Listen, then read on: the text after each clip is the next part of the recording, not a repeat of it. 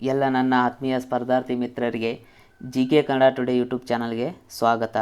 ಈ ವಿಡಿಯೋದಲ್ಲಿ ನಾವು ಜನವರಿಯಿಂದ ಜೂನ್ವರೆಗಿನ ಪ್ರಮುಖ ದಿನಾಚರಣೆಗಳು ಏನಾಗಿದ್ದಾವೆ ಅವುಗಳಿಗೆ ಸಂಬಂಧಪಟ್ಟಂತಹ ಮಹತ್ವದ ಮಾಹಿತಿಯನ್ನು ಮುಂಬರುವ ಎಕ್ಸಾಮ್ಗಳಿಗಾಗಿ PSI, PC, ಗ್ರೂಪ್ ಸಿ ಈ ಎಕ್ಸಾಮ್ಗಳನ್ನು ಟಾರ್ಗೆಟಲ್ಲಿ ಇಟ್ಕೊಂಡು ಈ ವಿಡಿಯೋನ ನಾವು ಪ್ರಮುಖವಾಗಿ ಮಾಡ್ತಾಯಿದ್ದೀವಿ. ಓಕೆ, ಹಾಗಾದರೆ ಈ ವಿಡಿಯೋದಲ್ಲಿ ನಾವು ಪ್ರತಿಯೊಂದು ದಿನಾಚರಣೆಗೆ ಸಂಬಂಧಪಟ್ಟಂತೆ ಏನನ್ನು ನೋಡಲಿದ್ದೇವೆ. ಮೊದಲನೇದಾಗಿ ಆ ದಿನಾಚರಣೆಯನ್ನು ಯಾವಾಗ ಆಚರಣೆ ಮಾಡ್ತೀವಿ, ಅದಕ್ಕೆ ಸಂಬಂಧಪಟ್ಟಂತಹ ಸ್ವಲ್ಪ ಇತಿಹಾಸ ಮತ್ತು ಅದಕ್ಕೆ ಸಂಬಂಧಪಟ್ಟಂತಹ ಕೆಲವೊಂದು GK ಪಾಯಿಂಟ್ಸ್ ಜೊತೆಗೆ ಈ ಬಾರಿಯ ಥೀಮ್ ಏನಾಗಿತ್ತು. ಯಾಕಂದರೆ ಎಕ್ಸಾಮ್ ದೃಷ್ಟಿಯಿಂದ ಇವೆಲ್ಲವೂ ಕೂಡ ಅತ್ಯಂತ ಮಹತ್ವದ್ದು. ಯಾಕಂದರೆ ಇವುಗಳ ಮೇಲೆ ಕೆಲವೊಮ್ಮೆ ನೇರವಾಗಿ ಪ್ರಶ್ನೆಗಳನ್ನು ಕೇಳ್ತಾರೆ, ಕೆಲವೊಮ್ಮೆ ಪರೋಕ್ಷವಾಗಿ ಪ್ರಶ್ನೆಗಳನ್ನು ಕೇಳ್ತಾರೆ. ಮೊನ್ನೆ ನಡೆದಂಥ SDಯಲ್ಲಿ ನೇರವಾಗಿಯೇ ಪ್ರಶ್ನೆಯನ್ನು ಕೇಳಿದರು, ಹೊಂದಿಸಿ ಬರೆಯಿರಿ ರೂಪದಲ್ಲಿ. ಓಕೆ, ಹೀಗಾಗಿ ಈ ವಿಡಿಯೋನ ನೀವು ಮಿಸ್ ಮಾಡದೆ ಕಂಪ್ಲೀಟಾಗಿ ನೋಡಿ. ಓಕೆ, ಅದಕ್ಕೂ ಮುಂಚೆ ನಿಮಗೊಂದು ಇನ್ಸ್ಟ್ರಕ್ಷನ್ ಕೊಡೋದೇನಿದೆ ಅಂದರೆ, ಈಗಾಗಲೇ PSI, PC, ಗ್ರೂಪ್ ಸಿಗಳನ್ನು ಟಾರ್ಗೆಟಲ್ಲಿ ಇಟ್ಕೊಂಡು ಕಳೆದ 6 ತಿಂಗಳ ಅತ್ಯಂತ ಪ್ರಮುಖ ಪ್ರಚಲಿತ ಘಟನೆಗಳಿಗೆ ಸಂಬಂಧಪಟ್ಟಂತೆ ಕ್ಯಾಟಗರಿ ವೈಸ್ ವಿಡಿಯೋಗಳನ್ನು ನಾವು ಈಗಾಗಲೇ ಅಪ್ಲೋಡ್ ಮಾಡಿದ್ದೇವೆ. ಓಕೆ, ಫಾರ್ ಎಕ್ಸಾಂಪಲ್ ಸೂಚ್ಯಂಕಗಳು ಮತ್ತು ವರದಿಗಳಿಗೆ ಸಂಬಂಧಪಟ್ಟಂಥ ವಿಡಿಯೋನ ಅಪ್ಲೋಡ್ ಮಾಡಿದ್ದೀವಿ. ಅದರ ಜೊತೆಗೆ ಕಳೆದ 1 ವರ್ಷ ಸುದ್ದಿಯಲ್ಲಿರುವಂತಹ ಕೇಂದ್ರ ಸರ್ಕಾರದ ಹೊಸ ಯೋಜನೆಗಳು ಮತ್ತು ನರೇಂದ್ರ ಮೋದಿಯವರು ಅಧಿಕಾರಕ್ಕೆ ಬಂದ ನಂತರ ಘೋಷಣೆ ಮಾಡಲಾದಂತಹ ಕೆಲವೊಂದು ಪ್ರಮುಖ ಯೋಜನೆಗಳ ಬಗ್ಗೆಯೂ ಕೂಡ ನಾವು ಇಲ್ಲಿ ಡಿಸ್ಕಷನ್ನ ಮಾಡಿದ್ದೀವಿ. ಅದಲ್ಲದೆ ರೀಸೆಂಟಾಗಿ ಟೋಕಿಯೋ ಒಲಿಂಪಿಕ್ಸ್ ಮತ್ತು ಪ್ಯಾರಾ ಒಲಿಂಪಿಕ್ಸ್ ಇದು ಕೂಡ ಎಂಡ್ ಆಗಿದೆ. ಅದಕ್ಕೆ ಸಂಬಂಧಪಟ್ಟಂಥ ಮುಂದಿನ 2-3 ವರ್ಷಗಳವರೆಗೂ ಕೂಡ ಕ್ವಶನ್ಗಳನ್ನು ಕೇಳುವಂಥ ಸಾಧ್ಯತೆ ಇದೆ. ಅದಕ್ಕೆ ಸಂಬಂಧಪಟ್ಟಂತೆ ಕೆಲವೊಂದು ಪ್ರಶ್ನೆಗಳನ್ನು ಯಾವ ರೀತಿಯಾಗಿ ಕೇಳ್ಬೋದು ಅನ್ನೋದನ್ನು ಕೂಡ ನಾವು ಈ ವಿಡಿಯೋದಲ್ಲಿ ಡಿಸ್ಕಸ್ ಮಾಡಿದ್ದೇವೆ. ಓಕೆ, ನಂತರ PSI ಒಂದು ಪ್ರಮುಖ ಅಂತ ಅಂದರೆ ಅದು ಪ್ರಬಂಧ. ಓಕೆ, ಪ್ರಬಂಧ ಬರವಣಿಗೆ ಸಂಬಂಧಪಟ್ಟಂತಹ 2 ವಿಡಿಯೋಗಳನ್ನು ವಿತ್ ಎಕ್ಸಾಂಪಲ್ ಮಹಿಳಾ ಸಬಲೀಕರಣ. ಓಕೆ, ಅದನ್ನು ಕೂಡ ಅಪ್ಲೋಡ್ ಮಾಡಿದ್ದೀವಿ. ಈ ಎಲ್ಲ ವಿಡಿಯೋಗಳ ಲಿಂಕನ್ನು ನಾನು ನಿಮಗೆ ಕೆಳಗಡೆ ಡಿಸ್ಕ್ರಿಪ್ಷನ್ ಬಾಕ್ಸಲ್ಲಿ ಕೊಟ್ಟಿರ್ತೀನಿ. ಆ ಲಿಂಕ್ ಥ್ರೂ ನೀವು ಈ ವಿಡಿಯೋಗಳನ್ನು ವಾಚ್ ಮಾಡ್ಬೋದು. ಓಕೆ, ಅದರ ಜೊತೆಗೆ ಕಳೆದ 6 ತಿಂಗಳ ಅಂತಾರಾಷ್ಟ್ರೀಯ ಪ್ರಮುಖ ಘಟನೆಗಳು ಅದನ್ನು ಕೂಡ ವಿಡಿಯೋ ಅಪ್ಲೋಡ್ ಮಾಡಿದ್ದೀವಿ. ಮತ್ತು ಪ್ರಶಸ್ತಿಗಳಿಗೆ ಸಂಬಂಧಪಟ್ಟಂಥ ಅದನ್ನು ಕಳೆದ 6 ತಿಂಗಳ ಪ್ರಚಲಿತ ಘಟನೆಗಳ ವಿಡಿಯೋನು ಕೂಡ ಅಪ್ಲೋಡ್ ಮಾಡಲಾಗಿದೆ. ಓಕೆ, ಬನ್ನಿ ಹಾಗಾದರೆ ಈ ವಿಡಿಯೋದಲ್ಲಿ ಪ್ರಮುಖ ದಿನಾಚರಣೆಗಳಿಗೆ ಸಂಬಂಧಪಟ್ಟಂತಹ ಮಾಹಿತಿಯನ್ನು ನೋಡ್ತಾ ಹೋಗೋಣ. ಓಕೆ, ಮೊಟ್ಟ ಮೊದಲನೇದಾಗಿ ಅಂತಾರಾಷ್ಟ್ರೀಯ ಅರಣ್ಯ ದಿನ. ಅಂತಾರಾಷ್ಟ್ರೀಯ ಅರಣ್ಯ ದಿನವನ್ನು ನಾವು ಪ್ರತಿ ವರ್ಷ ಮಾರ್ಚ್ 21ರಂದು ಆಚರಣೆ ಮಾಡ್ತೀವಿ. ಹಾಗಾದರೆ ಇದಕ್ಕೆ ಸಂಬಂಧಪಟ್ಟಂತೆ ಇತಿಹಾಸ ಏನು? ವಿಶ್ವಸಂಸ್ಥೆಯ ಸಾಮಾನ್ಯ ಸಭೆ ಏನು ಮಾಡುತ್ತಂದರೆ 2012ರಲ್ಲಿ ಮಾರ್ಚ್ 21ನ್ನು ಅಂತಾರಾಷ್ಟ್ರೀಯ ಅರಣ್ಯ ದಿನವನ್ನಾಗಿ ಘೋಷಣೆ ಮಾಡುತ್ತೆ.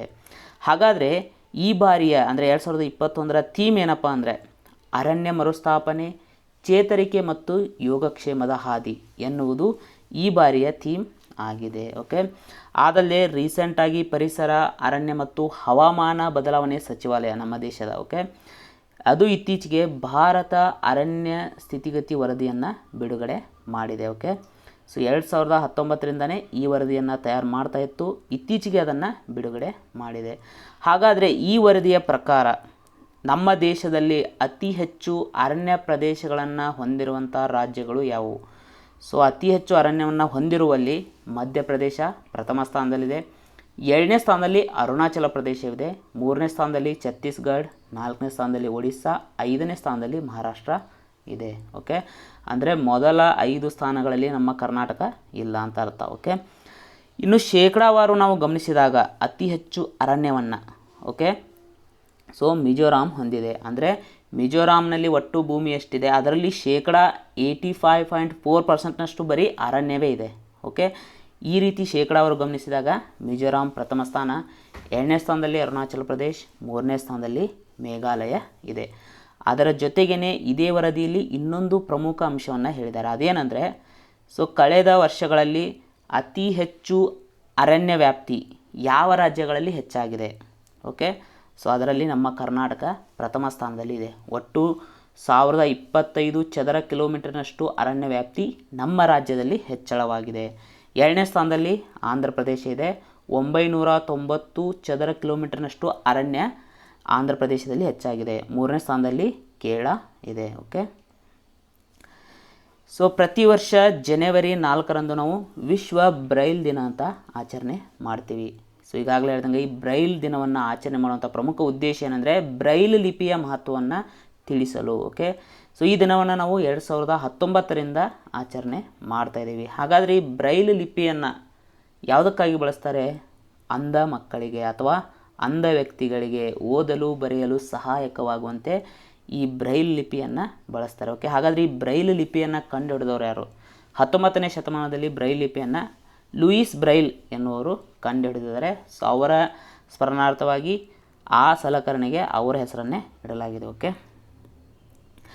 ಸೊ ಇನ್ನು ಪ್ರತಿ ವರ್ಷ ಜನವರಿ 10ರಂದು ವಿಶ್ವ ಹಿಂದಿ ದಿನ ಅಂತ ಆಚರಣೆ ಮಾಡ್ತೀವಿ. ಓಕೆ, ಸೊ ವಿಶ್ವ ಹಿಂದಿ ದಿನ ಬೇರೆ, ರಾಷ್ಟ್ರೀಯ ಹಿಂದಿ ದಿವಸ ಬೇರೆ.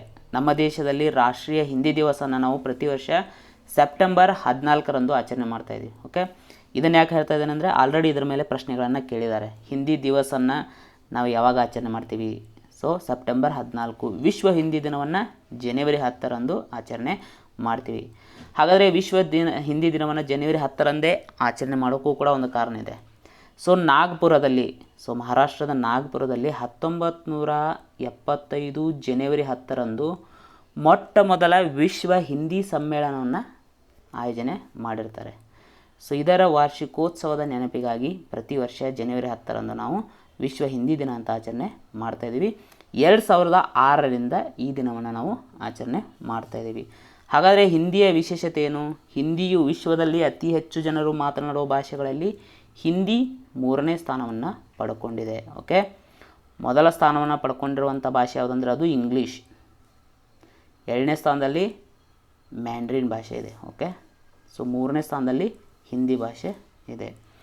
ಆದರೆ ಸ್ಥಳೀಯರು ಮಾತನಾಡುವ ಅತಿ ಹೆಚ್ಚು ಭಾಷೆಯಲ್ಲಿ, ಓಕೆ, ಸ್ಥಳೀಯರು ಅಂದರೆ ಫಾರ್ ಎಕ್ಸಾಂಪಲ್ ಈಗ ನಮ್ಮ ಕರ್ನಾಟಕದಲ್ಲಿರೋರು ಎಷ್ಟು ಜನ ಕನ್ನಡ ಮಾತಾಡ್ತಾರೆ? ಬೇರೆ ರಾಜ್ಯದವರಿಂದ ಬಂದವರು ನಮಗೆ ಬೇಕಾಗಿಲ್ಲ, ನಮ್ಮ ಕರ್ನಾಟಕದಲ್ಲಿರೋರು ಎಷ್ಟು ಜನ ಮಾತಾಡ್ತಾರೆ? ಈ ರೀತಿಯಾಗಿ ನಾವು ಆಧಾರವಾಗಿ ತೊಗೊಂಡಾಗ, ಅಂದರೆ ನೇಟಿವ್ ಸ್ಪೀಕರ್ಸನ್ನು ಆಧಾರವಾಗಿ ತೆಗೆದುಕೊಂಡಾಗ, ಸೊ ಚೀನಾದ ಮ್ಯಾಂಡ್ರಿನನ್ನು ಸೊ ಅತಿ ಹೆಚ್ಚು ಜನರು ಮಾತಾಡ್ತಾರೆ. ಓಕೆ, 2ನೇ ಸ್ಥಾನದಲ್ಲಿ ಯಾವ ಭಾಷೆ ಇದೆ ಅಂದರೆ ಸ್ಪ್ಯಾನಿಷ್ ಇದೆ.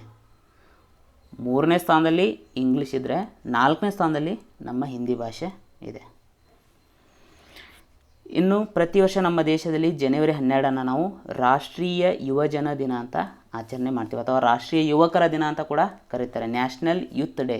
ಸೊ ಯೂತ್ತನ್ನು ನಾವು ಕನ್ನಡದಲ್ಲಿ ಟ್ರಾನ್ಸ್ಲೇಟ್ ಮಾಡಿದಾಗ ಯುವಜನ ಅನ್ನೋ ವರ್ಡ್ ಬರುತ್ತೆ, ಕೇವಲ ಯುವಕರು ಅಂತ ಬರೋಲ್ಲ, ಯಾಕಂದರೆ ಅಲ್ಲಿ ಯುವತಿಯರು ಕೂಡ ಒಳಗೊಂಡಿದ್ದಾರೆ. ಸೊ ಹೀಗಾಗಿ ರಾಷ್ಟ್ರೀಯ ಯುವಜನ ದಿನ ಅನ್ನೋದು ಸೊ ಇದಕ್ಕೆ ಸೂಟೇಬಲ್ ಆಗುತ್ತೆ. ಓಕೆ, ಸೊ ಹಾಗಾದರೆ ಇದನ್ನು ಆಚರಣೆ ಮಾಡುವಂಥ ಉದ್ದೇಶ ಏನು? ಸೊ 1985ರಿಂದ ಓಕೆ ಸ್ವಾಮಿ ವಿವೇಕಾನಂದರ ಜನ್ಮದಿನದ ಅಂಗವಾಗಿ ಸೊ ರಾಷ್ಟ್ರೀಯ ಯುವಜನ ದಿನವನ್ನು ನಾವು ಆಚರಣೆ ಮಾಡ್ತಾಯಿದ್ದೇವೆ. ಓಕೆ, ಈ ಬಾರಿಯ ಥೀಮ್ ಏನು? ರಾಷ್ಟ್ರ ನಿರ್ಮಾಣಕ್ಕಾಗಿ ಯುವಶಕ್ತಿಯನ್ನು ಸಾಗಿಸುವುದು. ಓಕೆ, ಸ್ವಾಮಿ ವಿವೇಕಾನಂದರ ಜನ್ಮದಿನವನ್ನೇ ನಾವು ಯುವಜನ ದಿನವನ್ನು ಯಾಕೆ ಆಚರಣೆ ಮಾಡ್ತೇವೆ ಅಂದರೆ ಸೊ ಅವರು ದೇಶಕ್ಕೆ ಯುವಕರ ಶಕ್ತಿಯ ಅಗತ್ಯತೆಯನ್ನು ಅವರು ಆ ಸಮಯದಲ್ಲೇ ಮನಗಂಡಿದ್ದರು. ಓಕೆ, ಅದೇ ರೀತಿ ಮತ್ತೊಂದು ಕನ್ಫ್ಯೂಸಿಂಗ್ ಏನಂದರೆ ಅಂತಾರಾಷ್ಟ್ರೀಯ ಯುವಜನ ದಿನವನ್ನು ಸೊ ನಾವು ಆಗಸ್ಟ್ 12ರಂದು ಆಚರಣೆ ಮಾಡ್ತೀವಿ. ರಾಷ್ಟ್ರೀಯ ಯುವಜನ ದಿನ ಜನವರಿ 12 ಆದರೆ ಅಂತಾರಾಷ್ಟ್ರೀಯ ಯುವಜನ ದಿನವನ್ನು ಆಗಸ್ಟ್ 12ರಂದು ಆಚರಣೆ ಮಾಡ್ತೀವಿ. ಸೊ ಭಾರತೀಯ ಭೂಸೇನಾ ದಿನವನ್ನು ನಾವು ಪ್ರತಿ ವರ್ಷ ಜನವರಿ 15ರಂದು ಆಚರಣೆ ಮಾಡ್ತೀವಿ. ಸೊ ಈ ಜನವರಿ 15ರಂದು ಆಚರಣೆ ಮಾಡುವಂಥ ಉದ್ದೇಶ ಏನಂದರೆ 1949 ಜನವರಿ 15ರಂದು. ಓಕೆ, ಮೋಸ್ಟ್ ಇಂಪಾರ್ಟೆಂಟ್ ಇದು, ಯಾಕಂದರೆ ಇದ್ರ ಮೇಲೆ ಪ್ರಶ್ನೆಯನ್ನು ಈಗಾಗಲೇ ಹಲವಾರು ಬಾರಿ ಕೇಳಿದ್ದಾರೆ. 1949 ಜನವರಿ 15ರಂದು ಭಾರತೀಯ ಜನರಲ್ ಆದಂತಹ ಕಾರ್ಯಪ್ಪ ಇವರಿಗೆ ಕೊನೆಯ ಬ್ರಿಟಿಷ್ ಸೇನಾ ಮುಖ್ಯ ಅಧಿಕಾರಿ ಆದಂತಹ ಫ್ರಾನ್ಸಿಸ್ ಬೂಚರ್ ಅವರಿಂದ ಏನಂದರೆ ಅಧಿಕಾರ ಹಸ್ತಾಂತರವನ್ನು ಮಾಡಲಾಗುತ್ತೆ. ಸೊ ಹೀಗಾಗಿ ಇದನ್ನು ಗುರುತಿಸೋಕೆ ಪ್ರತಿ ವರ್ಷ ಭಾರತೀಯ ಭೂಸೇನಾ ದಿನವನ್ನು ಜನವರಿ 15ರಂದು ಆಚರಣೆ ಮಾಡ್ತೀವಿ. ಈ ಬಾರಿ ನಾವು ಎಷ್ಟನೇ ಭೂಸೇನಾ ದಿನವನ್ನು ಆಚರಣೆ ಮಾಡ್ತಾಯಿದ್ದೇವೆ ಅಂದರೆ 73ನೇ ಭೂಸೇನಾ ದಿನವನ್ನು ಆಚರಣೆ ಮಾಡ್ತಾಯಿದ್ದೀವಿ. ಹಾಗಾದರೆ ಪ್ರಸ್ತುತ ಭೂಸೇನಾ ಮುಖ್ಯಸ್ಥರು ಯಾರಂದರೆ ಮನೋಜ್ ಮುಕುಂದ್ ನರವಣೆ ಅವರು. ಅದೇ ರೀತಿ ನಾವು ನೌಕಾ ದಿನ ಅಂತ ಡಿಸೆಂಬರ್ 4ರಂದು ಆಚರಣೆ ಮಾಡ್ತೀವಿ. ವಾಯುಸೇನಾ ದಿನ ಅಂತ ಅಕ್ಟೋಬರ್ 8ರಂದು ಆಚರಣೆ ಮಾಡ್ತೀವಿ. ಓಕೆ, ಇನ್ನು ಪ್ರತಿ ವರ್ಷ ನಮ್ಮ ದೇಶದಲ್ಲಿ ಜನವರಿ 24ರಂದು ರಾಷ್ಟ್ರೀಯ ಹೆಣ್ಣು ಮಗುವಿನ ದಿನ ಅಂತ ಆಚರಣೆ ಮಾಡ್ತೀವಿ. ಸೊ ಈ ಹೆಣ್ಣು ಮಕ್ಕಳಿಗೆ ಸಂಬಂಧಿಸಿದಂಥ ವಿಷಯಗಳ ಬಗ್ಗೆ ಗಮನವನ್ನು ಹರಿಸಲು ಈ ದಿನವನ್ನು ಪ್ರಮುಖವಾಗಿ ಆಚರಣೆ ಮಾಡಲಾಗುತ್ತೆ. ಹಾಗಾದರೆ ಈ ದಿನವನ್ನು ಪ್ರಾರಂಭ ಮಾಡಿದವರು ಯಾರು? ಮಹಿಳಾ ಮತ್ತು ಮಕ್ಕಳ ಅಭಿವೃದ್ಧಿ ಕಲ್ಯಾಣ ಇಲಾಖೆ 2008ರಿಂದ ಈ ದಿನವನ್ನು ಆರಂಭ ಮಾಡ್ತು. ಓಕೆ, ಆದಲ್ಲದೆ ನಾವು ಈ ವರ್ಷ 2021ರಲ್ಲಿ ರಾಷ್ಟ್ರೀಯ ಹೆಣ್ಣು ಮಗು ಸಪ್ತಾಹ ಅಂತ ಅಥವಾ ರಾಷ್ಟ್ರೀಯ ಹೆಣ್ಣು ಮಗು ವಾರ ಅಂತ ಜನವರಿ 21ರಿಂದ ಜನವರಿ 26ರವರೆಗೆ ಆಚರಣೆಯನ್ನು ಮಾಡಿದ್ದೀವಿ. ಕೇಳ್ಬೋದು 2021ರಲ್ಲಿ ರಾಷ್ಟ್ರೀಯ ಹೆಣ್ಣು ಮಗು ಸಪ್ತಾಹ ಅಂತ ಯಾವಾಗಿನಿಂದ ಯಾವಾಗ ನಾವು ಆಚರಣೆ ಮಾಡಿದ್ದೀವಿ ಅಂತ. ಇನ್ನು ಇದೇ ಮೊದಲ ಬಾರಿಗೆ ಜನವರಿ 23ರನ್ನು ಈ ವರ್ಷ ಏನಂತ ಪರಾಕ್ರಮ ದಿವಸ್ ಅಂತ ಕೇಂದ್ರ ಸರ್ಕಾರ ಘೋಷಣೆ ಮಾಡಿತ್ತು. ಯಾಕೆ? ರೀಸೆಂಟಾಗಿ ನಾವು ಸುಭಾಷ್ ಚಂದ್ರ ಬೋಸ್ ಅವರ 125ನೇ ಜನ್ಮ ದಿನಾಚರಣೆಯನ್ನು ಇದೇ ವರ್ಷ ಜನವರಿ 23ರಂದು ಆಚರಣೆ ಮಾಡಿದ್ದೀವಿ. ಸೊ ಹೀಗಾಗಿ ಸುಭಾಷ್ ಚಂದ್ರ ಬೋಸ್ ಅವರ ಕೊಡುಗೆಗಳನ್ನು ನಾವು ಸ್ಮರಿಸೋಕೆ ಪ್ರತಿ ವರ್ಷ ಜನವರಿ 23ರಂದು ಇನ್ಮೇಲಿಂದ ನಾವು ಪರಾಕ್ರಮ್ ದಿವಸ್ ಅಂತ ಆಚರಣೆ ಮಾಡ್ತೀವಿ. ಮೋಸ್ಟ್ ಇಂಪಾರ್ಟೆಂಟ್ ಇದು, ಯಾಕಂದರೆ ಹೊಸ ದಿನ ಪ್ರಾರಂಭ ಆಗಿದೆ. ಸೊ ಹೀಗಾಗಿ ಇದ್ರ ಬಗ್ಗೆ ಎಕ್ಸಾಮಲ್ಲಿ ಕೇಳುವಂಥ ಸಾಧ್ಯತೆ ಇದೆ. ಓಕೆ, ಸೊ ಸುಭಾಷ್ ಚಂದ್ರ ಬೋಸ್ ಅವರು 1938ರಲ್ಲಿ ಹರಿಪುರದಲ್ಲಿ ನಡೆದಂಥ ಕಾಂಗ್ರೆಸ್ ಅಧಿವೇಶನದ ಅಧ್ಯಕ್ಷತೆಯನ್ನು ವಹಿಸಿಕೊಂಡಿದ್ದರು. 1939ರಲ್ಲಿ ತ್ರಿಪುರಾದಲ್ಲಿ ನಡೆದಂಥ ಕಾಂಗ್ರೆಸ್ ಅಧಿವೇಶನ ಅಧ್ಯಕ್ಷತೆಯನ್ನು ವಹಿಸಿಕೊಂಡಿದ್ದರು. ಆಮೇಲೆ ವಿವಾದಗಳುಂಟಾಗಿ ಸೊ ಅವರು ರಾಜೀನಾಮೆ ನೀಡಿ ಫಾರ್ವರ್ಡ್ ಬ್ಲಾಕ್ ಎನ್ನುವಂಥ ಪಕ್ಷವನ್ನು ಕೂಡ ಸ್ಥಾಪನೆ ಮಾಡಿದರು. ಇನ್ನು ಜನವರಿ 25 ಸೊ ನಮ್ಮ ದೇಶದಲ್ಲಿ ಪ್ರತಿ ವರ್ಷ ರಾಷ್ಟ್ರೀಯ ಮತದಾರರ ದಿನ ಅಂತ ಆಚರಣೆ ಮಾಡ್ತೀವಿ. ಯಾಕೆ?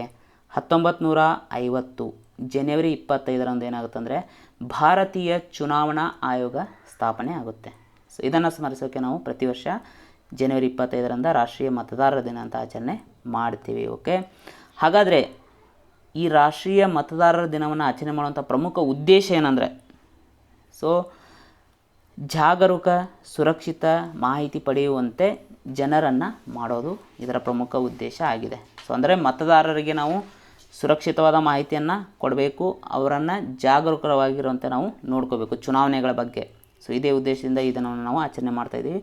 ಯಾವಾಗಿನಿಂದ ಆಚರಣೆ ಮಾಡ್ತಾಯಿದ್ದೀವಿ ಅಂದರೆ 2011ರಿಂದ ಈ ದಿನವನ್ನು ಆಚರಣೆ ಮಾಡ್ತಾಯಿದ್ದೀವಿ. ಹಾಗಾದರೆ ಈ ಬಾರಿಯ ಥೀಮ್ ಏನು? ಸೊ ಆಲ್ರೆಡಿ ಹೋದ ವರ್ಷ ಈ ಕುರಿತು ಎಕ್ಸಾಮಲ್ಲಿ ಪ್ರಶ್ನೆಯನ್ನು ಕೇಳಿದರು, ರಾಷ್ಟ್ರೀಯ ಮತದಾರರ ಥೀಮ್ ಏನಾಗಿತ್ತು ಅಂತ. ಈ ಬಾರಿಯ ಥೀಮ್ ಏನಂದರೆ ನಮ್ಮ ಮತದಾರರನ್ನು ಸಶಕ್ತರನ್ನಾಗಿಸುವುದು. ಓಕೆ, ಅದೇ ರೀತಿ ಜನವರಿ 25ರಂದು ಇನ್ನೊಂದು ದಿನವನ್ನು ನಾವು ಆಚರಣೆ ಮಾಡ್ತೀವಿ. ಸೊ ಅದೇ ರಾಷ್ಟ್ರೀಯ ಪ್ರವಾಸೋದ್ಯಮ ದಿನ ಅಂತ. ಸೊ ಇದನ್ನು ಕೂಡ ಡೈರೆಕ್ಟಾಗಿ ಎಕ್ಸಾಮಲ್ಲಿ ಕೇಳ್ಬೋದು.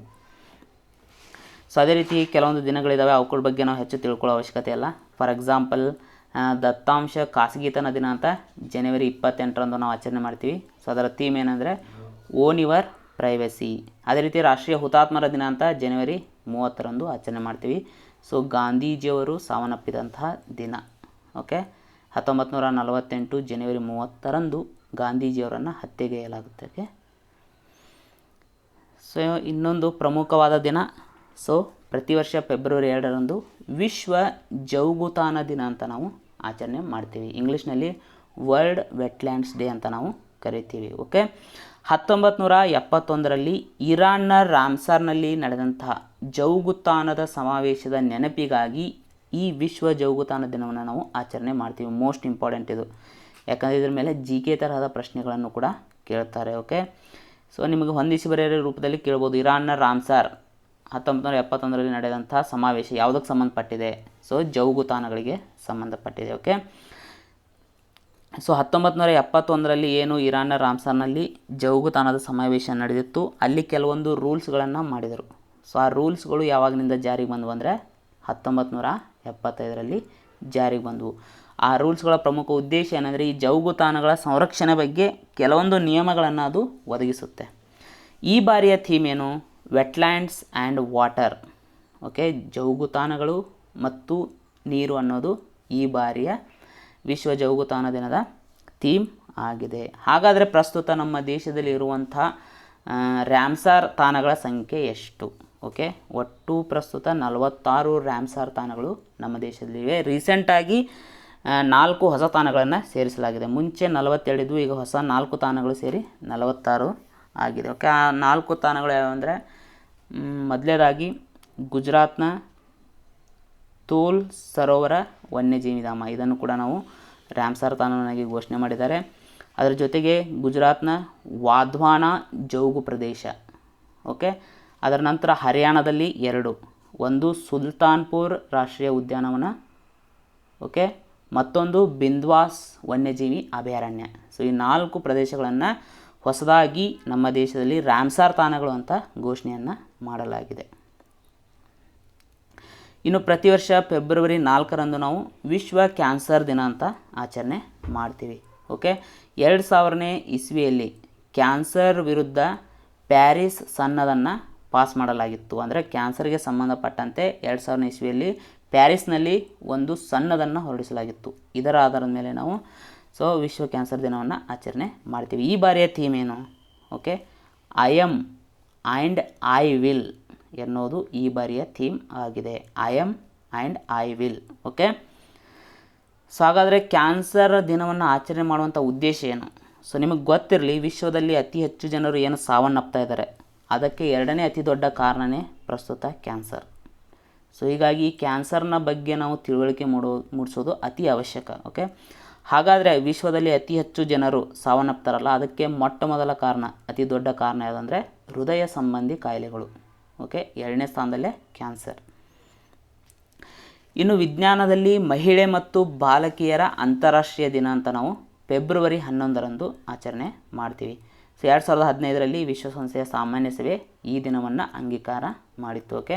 ಈ ಬಾರಿಯ ಥೀಮ್ ಏನಪ್ಪ ಅಂದರೆ ಕೋವಿಡ್-19 ವಿರುದ್ಧ ಹೋರಾಡುವಲ್ಲಿ ಮಹಿಳಾ ವಿಜ್ಞಾನಿಗಳು ಮುಂಚೂಣಿಯಲ್ಲಿ ಅನ್ನೋದು ಈ ಬಾರಿಯ ಥೀಮ್ ಆಗಿದೆ.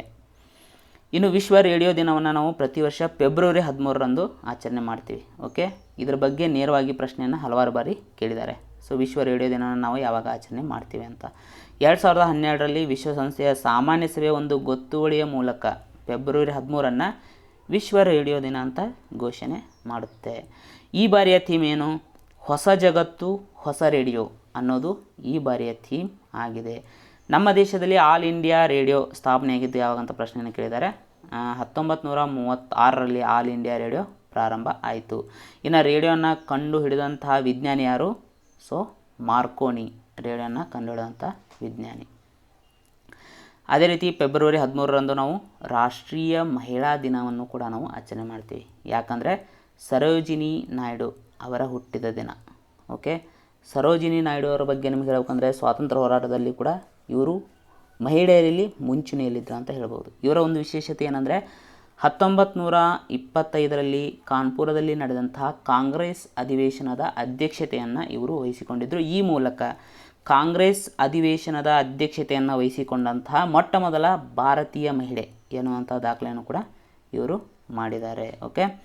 ಹಾಗಾದರೆ ಕಾಂಗ್ರೆಸ್ ಅಧಿವೇಶನದ ಅಧ್ಯಕ್ಷತೆಯನ್ನು ವಹಿಸಿಕೊಂಡಂತಹ ಮೊಟ್ಟ ಮೊದಲ ಮಹಿಳೆ ಯಾರು? ಸೊ ನಿಮ್ಮ ಉತ್ತರವನ್ನು ಕಮೆಂಟ್ ಬಾಕ್ಸಲ್ಲಿ ಕಮೆಂಟ್ ಮಾಡಿ, ಓಕೆ.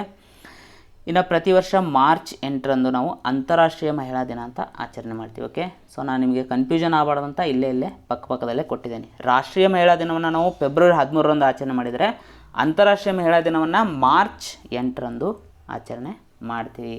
ಹಾಗಾದರೆ ಈ ಬಾರಿಯ ಅಂತಾರಾಷ್ಟ್ರೀಯ ಮಹಿಳಾ ದಿನದ ಥೀಮ್ ಏನು? ನಾಯಕತ್ವದಲ್ಲಿ ಮಹಿಳೆಯರು, ಕೋವಿಡ್-19 ಜಗತ್ತಿನಲ್ಲಿ ಸಮಾನ ಭವಿಷ್ಯವನ್ನು ಸಾಧಿಸುವುದು ಈ ಬಾರಿಯ ಥೀಮ್ ಆಗಿದೆ. ಅದರ ಜೊತೆಗೇ ಅಂತಾರಾಷ್ಟ್ರೀಯ ಮಹಿಳಾ ದಿನದ ಪ್ರಯುಕ್ತವಾಗಿ ಒಂದು ಅಭಿಯಾನವನ್ನು ಕೂಡ ಪ್ರಾರಂಭ ಮಾಡಿದ್ದಾರೆ. ಮೋಸ್ಟ್ ಇಂಪಾರ್ಟೆಂಟ್ ಇದು. ಸೊ ಆ ಅಭಿಯಾನದ ಹೆಸರು ಏನಂದರೆ ಚೂಸ್ ಟು ಚಾಲೆಂಜ್ ಅನ್ನೋದು ಸೊ ಈ ಬಾರಿಯ ಅಭಿಯಾನದ ಹೆಸರಾಗಿದೆ. ಇನ್ನು ಅಂತಾರಾಷ್ಟ್ರೀಯ ಮಾತೃಭಾಷಾ ದಿನ ಅಂತ ನಾವು ಪ್ರತಿ ವರ್ಷ ಫೆಬ್ರವರಿ 21ರಂದು ಆಚರಣೆ ಮಾಡ್ತೀವಿ. ಸೊ ಇದನ್ನು ನೇರವಾಗಿ ಪ್ರಶ್ನೆಯನ್ನು ಕೇಳಿದ್ದಾರೆ, ಓಕೆ. 1993ರಲ್ಲಿ ಯುನೆಸ್ಕೋ ಏನು ಮಾಡುತ್ತೆ ಅಂದರೆ ಫೆಬ್ರವರಿ 21ನ್ನು ಸೊ ಅಂತಾರಾಷ್ಟ್ರೀಯ ಮಾತೃಭಾಷಾ ದಿನ ಅಂತ ಘೋಷಣೆಯನ್ನು ಮಾಡುತ್ತೆ. 2008ನ ವಿಶ್ವಸಂಸ್ಥೆ ಅಂತಾರಾಷ್ಟ್ರೀಯ ಭಾಷೆಗಳ ವರ್ಷ ಅಂತ ಘೋಷಣೆ ಮಾಡಿದ್ದನ್ನು ನಾವಿಲ್ಲಿ ನೆನಪಿಸ್ಕೋಬೋದು. ಸೊ ಅಂತಾರಾಷ್ಟ್ರೀಯ ಮಾತೃಭಾಷಾ ದಿನವನ್ನು ಫೆಬ್ರವರಿ 21ರಂದು ಸೊ ರಾಷ್ಟ್ರೀಯ ಮಟ್ಟದಲ್ಲಿ ಆಚರಣೆ ಮಾಡಿದರೆ, ನಮ್ಮ ದೇಶ ಇದೇ ದಿನವನ್ನು ಮಾತೃಭಾಷಾ ದಿವಸ್ ಅಂತ ಆಚರಣೆ ಮಾಡುತ್ತೆ 2015ರಿಂದ. ಈ ಬಾರಿಯ ಥೀಮ್ ಏನು? ಶಿಕ್ಷಣ ಮತ್ತು ಸಮಾಜದಲ್ಲಿ ಸೇರ್ಪಡೆಗಾಗಿ ಬಹುಭಾಷೆಯನ್ನು ಬೆಳೆಸುವುದು ಈ ಬಾರಿಯ ಥೀಮ್ ಆಗಿದೆ. ಇನ್ನು ಫೆಬ್ರವರಿ 28ರಂದು ನಾವು ರಾಷ್ಟ್ರೀಯ ವಿಜ್ಞಾನ ದಿನ ಅಂತ ಆಚರಣೆ ಮಾಡ್ತೀವಿ. ಇದರ ಕುರಿತು ಹಲವಾರು ಬಾರಿ 100 ಬಾರಿ ಪ್ರಶ್ನೆಯನ್ನು ಆಲ್ರೆಡಿ ಕೇಳಿದ್ದಾರೆ. ಓಕೆ, ಹಾಗಾದರೆ ಇದರ ಹಿನ್ನೆಲೆಯನ್ನು ನಾವು ನೋಡೋಣ. Sir CV. ರಾಮನ್ ಒಬ್ಬ ಪ್ರಸಿದ್ಧ ಭೌತಶಾಸ್ತ್ರ ವಿಜ್ಞಾನಿ. ಇವರು ಏನು ಮಾಡ್ತಾರೆ ಅಂದರೆ ಫೆಬ್ರವರಿ 28, 1928ರಂದು ತಮ್ಮ ರಾಮನ್ ಪರಿಣಾಮ ಅನ್ನೋದನ್ನು ಏನು ಕಂಡು ಹಿಡಿದಿದ್ರು, ಸೊ ಅದನ್ನು ಜಗತ್ತಿನ ಮುಂದೆ ಪ್ರಸ್ತುತಪಡಿಸ್ತಾರೆ. ಸೊ ಸ್ಟೇಟ್ಮೆಂಟ್ ಇದೇ ಥರ ಕೊಟ್ಟಿದ್ದಾರೆ ಎಕ್ಸಾಮ್ಗಳಲ್ಲಿ ಹಿಂದೆ. ಓಕೆ, ಸೊ ಏನಂತ ಕೇಳಿದ್ದಾರೆ ಅಂದರೆ ಪ್ರಶ್ನೆ, ರಾಷ್ಟ್ರೀಯ ವಿಜ್ಞಾನ ದಿನವನ್ನು ನಾವು ಫೆಬ್ರವರಿ 28ರಂದೇ ಆಚರಣೆ ಮಾಡ್ತೀವಿ, ಯಾಕೆ ಅಂತ ಸ್ಟೇಟ್ಮೆಂಟನ್ನು ಕೊಟ್ಟಿದ್ದಾರೆ. ಸೊ ಅದಕ್ಕೆ ಉತ್ತರ ಇದೆ. ಸೊ ಏನು ರಾಮನ್ ಪರಿಣಾಮವನ್ನು ಸಿ.ವಿ. ರಾಮನ್ ಅವರು ಕಂಡು ಹಿಡಿದಿದ್ರು ಅದನ್ನು ಜಗತ್ತಿನ ಮುಂದೆ ಫೆಬ್ರವರಿ 28, 1928ರಂದು ಪ್ರಸ್ತುತ ಪಡಿಸ್ತಾರೆ. ಇದಕ್ಕಾಗಿ ಅವರಿಗೆ 1930ರಲ್ಲಿ ಭೌತಶಾಸ್ತ್ರ ವಿಭಾಗದಲ್ಲಿ ನೊಬೆಲ್ ಪ್ರಶಸ್ತಿಯೂ ಕೂಡ ಬರುತ್ತೆ. ಈ ಮೂಲಕ ಭೌತಶಾಸ್ತ್ರ ವಿಭಾಗದಲ್ಲಿ ನೊಬೆಲ್ ಪ್ರಶಸ್ತಿಯನ್ನು ಪಡೆದಂಥ ಮೊದಲ ಭಾರತೀಯ ವ್ಯಕ್ತಿ ಅನ್ನುವಂಥ ದಾಖಲೆಯನ್ನು ಕೂಡ ಇವರು ಮಾಡ್ತಾರೆ. ಸೊ ಹಾಗಾದರೆ ರಾಷ್ಟ್ರೀಯ ವಿಜ್ಞಾನ ದಿನವನ್ನು ನಾವು 1986ರಿಂದ ಸೊ ಆಚರಣೆ ಮಾಡ್ತಾಯಿದ್ದೀವಿ. ಈ ಬಾರಿಯ ಥೀಮ್ ಏನು? STIಯ ಭವಿಷ್ಯ, ಶಿಕ್ಷಣ, ಕೌಶಲ್ಯ ಮತ್ತು ಕೆಲಸದ ಮೇಲೆ ಪರಿಣಾಮಗಳು. ಇಲ್ಲಿ STI ಅಂದರೆ ಏನಂದರೆ ಸೈನ್ಸ್, ಟೆಕ್ನಾಲಜಿ ಆ್ಯಂಡ್ ಇನ್ನೋವೇಷನ್ಸ್ ಅಂತ ಅರ್ಥ. ಓಕೆ, ವಿಜ್ಞಾನ, ತಂತ್ರಜ್ಞಾನ ಮತ್ತು ನಾವೀನ್ಯತೆಯ ಭವಿಷ್ಯ, ಶಿಕ್ಷಣ, ಕೌಶಲ್ಯ ಮತ್ತು ಕೆಲಸದ ಮೇಲೆ ಪರಿಣಾಮಗಳು ಅನ್ನೋದು ಈ ಬಾರಿಯ ಥೀಮ್ ಆಗಿದೆ. ಇನ್ನು ಮಾರ್ಚ್ 3ರಂದು ನಾವು ಪ್ರತಿ ವರ್ಷ ವಿಶ್ವ ವನ್ಯಜೀವಿ ದಿನ ಅಂತ ಆಚರಣೆ ಮಾಡ್ತೀವಿ. ಓಕೆ, ಸೊ ವಿಶ್ವ ವನ್ಯಜೀವಿ ದಿನದ ಈ ಬಾರಿಯ ಥೀಮ್ ಏನು? ಅರಣ್ಯಗಳು ಮತ್ತು ಜೀವನೋಪಾಯಗಳು, ಜನರು ಮತ್ತು ಗ್ರಹಗಳನ್ನು ಉಳಿಸಿಕೊಳ್ಳುವುದು. ಇದು ಈ ಬಾರಿಯ ಥೀಮ್ ಆಗಿದೆ. ಇದನ್ನು ವಿಶ್ವಸಂಸ್ಥೆ 2013ರಲ್ಲಿ ಘೋಷಣೆಯನ್ನು ಮಾಡಿತ್ತು ಈ ದಿನವನ್ನು. ಓಕೆ, ಸೊ ಇದರ ಹಿಸ್ಟ್ರಿ ಬಗ್ಗೆ ನಾವೆಲ್ಲ ಅಷ್ಟು ತಿಳ್ಕೊಳ್ಳುವಂಥ ಅವಶ್ಯಕತೆ ಇಲ್ಲ. ಓಕೆ, ಹೀಗಾಗಿ ಇಲ್ಲಿ ನಾನು ಸೇರಿಸಿಲ್ಲ. ಇನ್ನು ಪ್ರತಿ ವರ್ಷ ಮಾರ್ಚ್ 15ರಂದು ವಿಶ್ವ ಗ್ರಾಹಕ ಹಕ್ಕುಗಳ ದಿನ ಅಂತ ನಾವು ಆಚರಣೆ ಮಾಡ್ತೀವಿ. ಸೊ ಇದರ ಹಿಸ್ಟ್ರಿ ಬಗ್ಗೆ ಸ್ವಲ್ಪ ನೋಡೋಣ, ಯಾಕಂದರೆ ನೇರವಾಗಿ ಪ್ರಶ್ನೆಯನ್ನು ಕೇಳ್ತಾರೆ. ಮಾರ್ಚ್ 15ರಂದೇ ನಾವು ವಿಶ್ವ ಗ್ರಾಹಕ ಹಕ್ಕುಗಳ ದಿನವನ್ನು ಯಾಕೆ ಆಚರಣೆ ಮಾಡ್ತೀವಿ ಅಂತ. ಓಕೆ, ಮೊದಲಾಗಿ ವಿಶ್ವ ಗ್ರಾಹಕರ ಹಕ್ಕುಗಳ ದಿನ ಏನಿದೆ, ಸೊ ಇದು ಅಮೇರಿಕಾದ ಅಧ್ಯಕ್ಷರಾಗಿದ್ದಂಥ ಜಾನ್ ಎಫ್ ಕೆನಡಿ ಇವರಿಂದ ಸ್ಫೂರ್ತಿಯನ್ನು ಪಡ್ಕೊಂಡಿದೆ. ಯಾವ ರೀತಿ? ಸೊ ಅವರು ಏನು ಮಾಡ್ತಾರೆ, ಮಾರ್ಚ್ 15, 1962ರಂದು ಅಲ್ಲಿನ US ಕಾಂಗ್ರೆಸ್ಗೆ ಒಂದು ವಿಶೇಷ ಸಂದೇಶವನ್ನು ಕಳಿಸ್ತಾರೆ. ಆ ಸಂದೇಶದಲ್ಲಿ ಅವರು ಗ್ರಾಹಕರ ಹಕ್ಕುಗಳ ಸಮಸ್ಯೆಗಳ ಬಗ್ಗೆ ಔಪಚಾರಿಕವಾಗಿ ಮಾತಾಡಿರ್ತಾರೆ. ಓಕೆ, ಹೀಗಾಗಿ ಈ ದಿನವನ್ನು ನೆನೆಸ್ಕೊಳ್ಳೋಕೆ ಏನು ಮಾಡ್ತಾರೆ ಅಂದರೆ, ಸೊ ಈ ವಿಶ್ವ ಗ್ರಾಹಕ ಹಕ್ಕುಗಳ ದಿನವನ್ನು ಆಚರಣೆ ಮಾಡ್ತಾಯಿದ್ದಾರೆ. ಮೊದಲ ಬಾರಿಗೆ ಆಚರಣೆ ಮಾಡಿದ್ದು ಯಾವಾಗಂದರೆ 1983ರಲ್ಲಿ. ಹಾಗಾದರೆ ವಿಶ್ವ ಗ್ರಾಹಕ ಹಕ್ಕುಗಳ ದಿನದ ಈ ಬಾರಿಯ ಥೀಮ್ ಏನು? ಟ್ಯಾಕ್ಲಿಂಗ್ ಪ್ಲಾಸ್ಟಿಕ್ ಪೊಲ್ಯೂಷನ್, ಅಂದರೆ ಪ್ಲಾಸ್ಟಿಕ್ ಮಾಲಿನ್ಯವನ್ನು ನಿಭಾಯಿಸುವುದು ಅನ್ನೋದು ಈ ಬಾರಿಯ ಥೀಮ್ ಆಗಿದೆ. ವಿಶ್ವ ಗ್ರಾಹಕ ಹಕ್ಕುಗಳ ದಿನವನ್ನು ಮಾರ್ಚ್ 15ರಂದು ಆಚರಣೆ ಮಾಡಿದರೆ, ರಾಷ್ಟ್ರೀಯ ಗ್ರಾಹಕ ಹಕ್ಕುಗಳ ದಿನ ಅಂತ ನಾವು ಡಿಸೆಂಬರ್ 24ರಂದು ಆಚರಣೆ ಮಾಡ್ತೀವಿ. ಓಕೆ, ಕನ್ಫ್ಯೂಷನ್ ಆಗಬೇಡಿ. ಇನ್ನು ಮಾರ್ಚ್ 16ರಂದು ನಾವು ರಾಷ್ಟ್ರೀಯ ಲಸಿಕಾ ದಿನ ಅಂತ ಆಚರಣೆ ಮಾಡ್ತೀವಿ. ಸೊ ಇದೇನು ಇಂಪಾರ್ಟೆಂಟ್ ಅಲ್ಲ, ಬಟ್ GK ವೈಸ್ ನಮಗೆ ಇಂಪಾರ್ಟೆಂಟು. ಓಕೆ, ರಾಷ್ಟ್ರೀಯ ಲಸಿಕಾ ದಿನವನ್ನು ನಾವು ಮೊದಲ ಬಾರಿಗೆ 1995ರಲ್ಲಿ ಆಚರಣೆ ಮಾಡಿದ್ವಿ. ಯಾಕೆ? 1995ರಲ್ಲಿ ಭಾರತ ಸರ್ಕಾರ ಏನು ಮಾಡ್ತಂದರೆ ಪಲ್ಸ್ ಪೋಲಿಯೋ ಕಾರ್ಯಕ್ರಮವನ್ನು ಆರಂಭ ಮಾಡ್ತು. ಎಕ್ಸಾಮಲ್ಲಿ ಕೇಳ್ಬೋದು, ಪಲ್ಸ್ ಪೋಲಿಯೋ ಕಾರ್ಯಕ್ರಮವನ್ನು ಭಾರತ ಎಷ್ಟನೇ ಇಸ್ವಿಯಲ್ಲಿ ಆರಂಭ ಮಾಡ್ತು. ಅದರ ಜೊತೆಗೆ 2014ರಲ್ಲಿ ನಮ್ಮ ದೇಶ ಪೋಲಿಯೋ ಮುಕ್ತ ದೇಶವಾಯಿತು. ಆಲ್ರೆಡಿ ಈ ಎಕ್ಸಾಮಲ್ಲಿ ಪ್ರಶ್ನೆಯನ್ನು ಕೇಳಿದ್ದಾರೆ. ಭಾರತವು ಪೋಲಿಯೋ ಮುಕ್ತ ಆಗಿದ್ದು ಯಾವಾಗ? 2014ರಲ್ಲಿ. ಇನ್ನು ವಿಶ್ವ ಗುಬ್ಬಚ್ಚಿಗಳ ದಿನ ಅಂತ ನಾವು ಮಾರ್ಚ್ 20ರಂದು ಆಚರಣೆ ಮಾಡ್ತೀವಿ. ಓಕೆ, ಈ ದಿನವನ್ನು nature forever society of India, so ಈ ಸಂಸ್ಥೆಯು ಇಕೋಸಿಸ್ ಆ್ಯಕ್ಷನ್ ಫೌಂಡೇಶನ್, ಇದು ಫ್ರಾನ್ಸ್ನ ಒಂದು ಸಂಸ್ಥೆ, ಇದರ ಜೊತೆಗೆ ಪ್ರಪಂಚದಾದ್ಯಂತ ಹಲವಾರು ರಾಷ್ಟ್ರೀಯ ಮತ್ತು ಅಂತಾರಾಷ್ಟ್ರೀಯ ಸಂಸ್ಥೆಗಳ ಸಹಯೋಗದೊಂದಿಗೆ ಆರಂಭ ಮಾಡ್ತು. Okay, most important. ಯಾಕೆ ಹೇಳ್ತಾ ಇದ್ದೇನೆ ಅಂದರೆ, ಸೊ ನಮ್ಮ ದೇಶದ ಸಂಸ್ಥೆ ಒಂದು ಸೊ ಜವಾಬ್ದಾರಿಯನ್ನು ತಗೊಂಡು ಈ ದಿನವನ್ನು ಆರಂಭ ಮಾಡಿದೆ. ಒಂದು ಅಂತಾರಾಷ್ಟ್ರೀಯ ಮಟ್ಟದ ದಿನ, ಹೀಗಾಗಿ ಇದರ ಬಗ್ಗೆ ಪ್ರಶ್ನೆಗಳನ್ನು ಕೇಳ್ಬೋದು. ಸೊ ನಮ್ಮ ದೇಶದ ಸಂಸ್ಥೆ ಯಾವುದು? Nature forever society of India. Okay, 2010ರಲ್ಲಿ ಮೊದಲ ಬಾರಿಗೆ ವಿಶ್ವ ಗುಬ್ಬಚ್ಚಿ ದಿನವನ್ನು ಆಚರಣೆ ಮಾಡಲಾಯಿತು. ಹಾಗಾದರೆ ಈ ಬಾರಿಯ ಥೀಮ್ ಏನು? ಭಾರಿ ಸಿಂಪಲ್ ಆಗಿದೆ.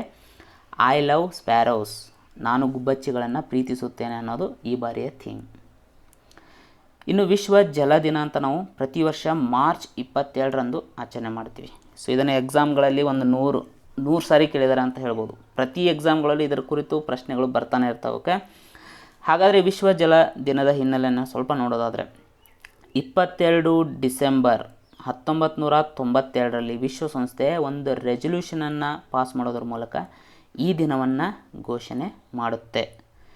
ಸೊ ಮೊದಲ ಬಾರಿಗೆ ಅದನ್ನು ಅದೇ ಮುಂದಿನ ವರ್ಷ ಅಂದರೆ 1993 ಮಾರ್ಚ್ 22ರಂದು ಮೊದಲ ಬಾರಿಗೆ ಈ ದಿನವನ್ನು ಆಚರಣೆ ಮಾಡಿದೆ.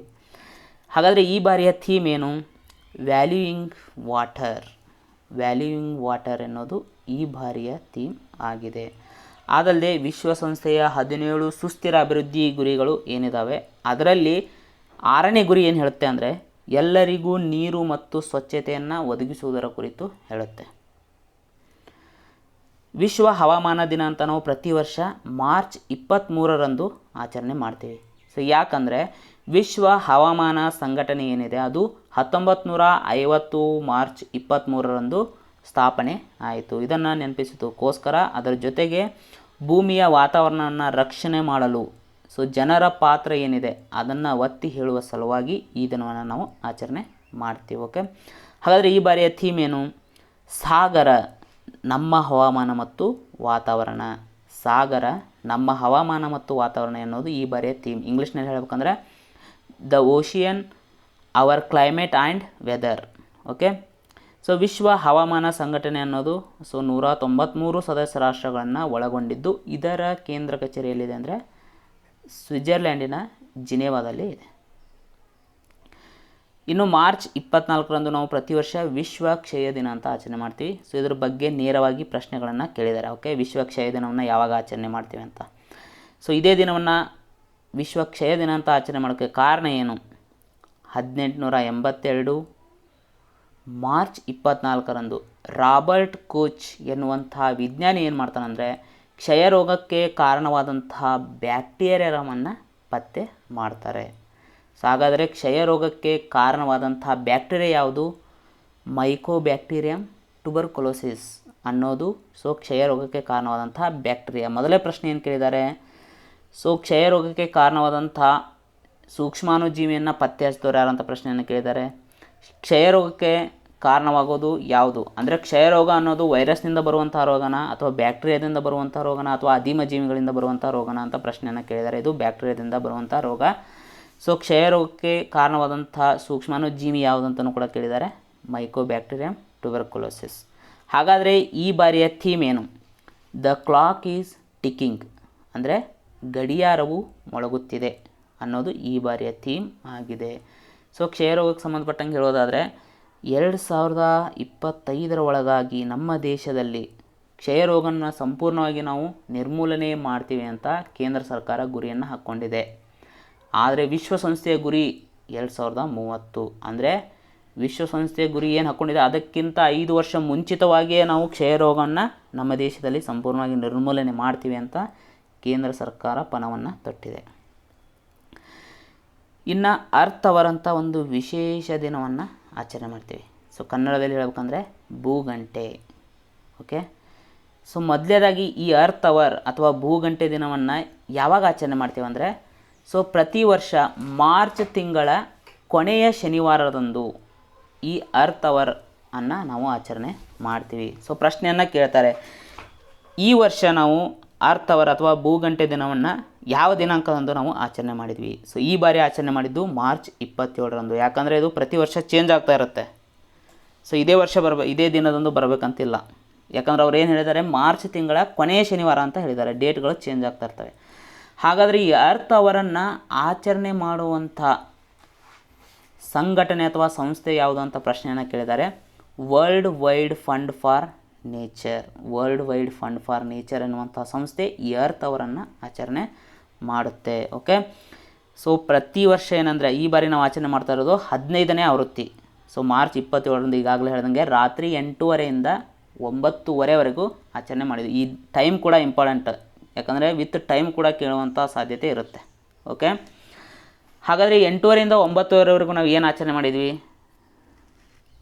ಸೊ ಪ್ರತಿಯೊಬ್ಬರು ಕೂಡ ತಮ್ಮ ಮನೆಯಲ್ಲಿರುವಂಥ ಅಥವಾ ಪ್ರತಿಯೊಂದು ಸಂಸ್ಥೆಗಳು ಕೂಡ ಸೊ ಈ 1 ಗಂಟೆಯ ಮಟ್ಟಿಗೆ ಲೈಟನ್ನು ಆಫ್ ಮಾಡೋದ್ರ ಮೂಲಕ ಇಂಧನವನ್ನು ಸೇವ್ ಮಾಡುವಂಥ ಒಂದು ಉಪಕ್ರಮ ಇದಾಗಿದೆ. ಓಕೆ, ಹಾಗಾದರೆ ಈ ಬಾರಿಯ ಥೀಮ್ ಏನು ಅಥವಾ ಧ್ಯೇಯವಾಕ್ಯ ಏನು ಅಂತ ಕೂಡ ಪ್ರಶ್ನೆಯನ್ನು ಕೇಳ್ಬೋದು.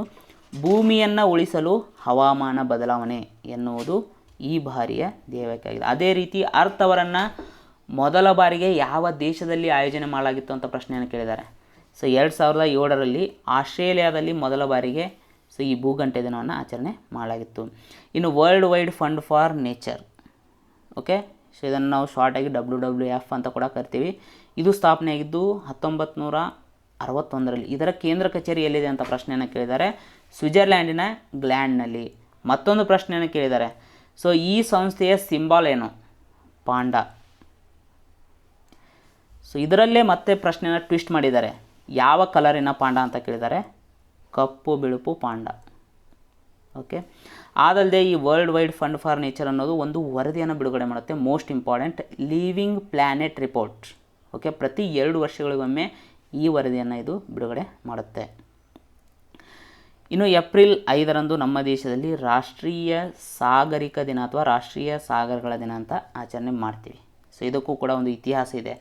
ಏಪ್ರಿಲ್ 5, 1919ರಂದು ಸೊ ಮುಂಬೈನಿಂದ ಲಂಡನ್ಗೆ ಮೊದಲ ಬಾರಿಗೆ ಭಾರತವನ್ನು ಪ್ರತಿನಿಧಿಸುವಂತಹ ಧ್ವಜವನ್ನು ಹೊಂದಿರುವಂತಹ ವ್ಯಾಪಾರಿ ಹಡಗು, ಅದರ ಹೆಸರು SS ರಾಯಲ್ಟಿ ಅಂತ. ಸೊ ಇದು ಏನು ಮಾಡುತ್ತೆ? ಪ್ರಯಾಣವನ್ನು ಬೆಳೆಸುತ್ತೆ. ಈ ಪ್ರಯಾಣದ ನೆನಪಿಗಾಗಿ ಪ್ರತಿ ವರ್ಷ ಏಪ್ರಿಲ್ 5ರಂದು ರಾಷ್ಟ್ರೀಯ ಕಡಲ ದಿನ ಅಥವಾ ರಾಷ್ಟ್ರೀಯ ಸಾಗರ ದಿನ ಅಂತ ನಾವು ಆಚರಣೆ ಮಾಡ್ತೀವಿ. ಈ ಬಾರಿಯ ಥೀಮ್ ಏನು? ಕೋವಿಡ್-19 ಮೀರಿ ಸುಸ್ಥಿರ ಸಾಗಣೆ. ಓಕೆ, ಕೋವಿಡ್-19 ಮೀರಿ ಸುಸ್ಥಿರ ಸಾಗಾಟವನ್ನು ಮಾಡೋದೇ ಈ ಬಾರಿಯ ಥೀಮ್ ಆಗಿದೆ. ಹಾಗಾದರೆ ಸಾಗರಗಳಿಗೆ ಸಂಬಂಧಪಟ್ಟಂತೆ ನಮ್ಮ ದೇಶದಲ್ಲಿ ಒಂದು ಯೋಜನೆ ಇದೆ, ಸಾಗರಮಾಲಾ ಯೋಜನೆ ಅಂತ. ಸೊ ಬಂದರುಗಳಿಗೆ ಮೂಲಭೂತ ಸೌಕರ್ಯವನ್ನು ಕಲ್ಪಿಸುವುದೇ ಈ ಸಾಗರಮಾಲಾ ಯೋಜನೆಯ ಉದ್ದೇಶ ಆಗಿದೆ. ಇದು 2015ರಿಂದ ಜಾರಿಗೆ ಬಂದಿದೆ. ಇನ್ನು ಪ್ರತಿ ವರ್ಷ ಏಪ್ರಿಲ್ 7ರಂದು ವಿಶ್ವ ಆರೋಗ್ಯ ದಿನ ಅಂತ ಆಚರಣೆ ಮಾಡ್ತೀವಿ. ಸೊ ಇದೇ ದಿನವನ್ನು ಯಾಕೆ ವಿಶ್ವ ಆರೋಗ್ಯ ದಿನ ಅಂತ ಆಚರಣೆ ಮಾಡ್ತೀವಿ ಅಂದರೆ 1948 ಏಪ್ರಿಲ್ 7ರಂದು ವಿಶ್ವ ಆರೋಗ್ಯ ಸಂಸ್ಥೆಯನ್ನು ಸ್ಥಾಪನೆ ಮಾಡಲಾಗುತ್ತೆ. ಸೊ ಇದನ್ನು ನೆನಪಿಸೋದಕ್ಕೋಸ್ಕರ ಅದರ ಜೊತೆಗೆ ಜನರಲ್ಲಿ ಆರೋಗ್ಯದ ಮಹತ್ವದ ಬಗ್ಗೆ ಜಾಗೃತಿಯನ್ನು ಮೂಡಿಸೋಕೆ 1950ರಲ್ಲೇ ಮೊದಲ ಬಾರಿಗೆ ಈ ದಿನವನ್ನು ಆಚರಣೆ ಮಾಡಲಾಯಿತು. ಈ ಬಾರಿಯ ಥೀಮ್ ಏನು? ಉತ್ತಮವಾದ ಆರೋಗ್ಯಯುತವಾದ ವಿಶ್ವವನ್ನು ನಿರ್ಮಿಸುವುದು. ಓಕೆ, ಉತ್ತಮವಾದ ಆರೋಗ್ಯಯುತವಾದ ವಿಶ್ವವನ್ನು ನಿರ್ಮಿಸುವುದು, ಇದು ಈ ಬಾರಿಯ ಥೀಮ್ ಆಗಿದೆ. ಅದಲ್ಲದೆ ನೆನಪಿರಲಿ 2020 ಸೊ ವಿಶ್ವಸಂಸ್ಥೆ ಇಂಟರ್ನ್ಯಾಷನಲ್, ವಿಶ್ವಸಂಸ್ಥೆ ಅಲ್ಲ, ವಿಶ್ವ ಆರೋಗ್ಯ ಸಂಸ್ಥೆ 2020 international year of nurse and midwife. Okay, ನರ್ಸ್ಗಳ ಮತ್ತು ದಾದಿಯರ ಅಂತಾರಾಷ್ಟ್ರೀಯ ವರ್ಷ ಅಂತ 2020 ಘೋಷಣೆ ಮಾಡಿತ್ತು.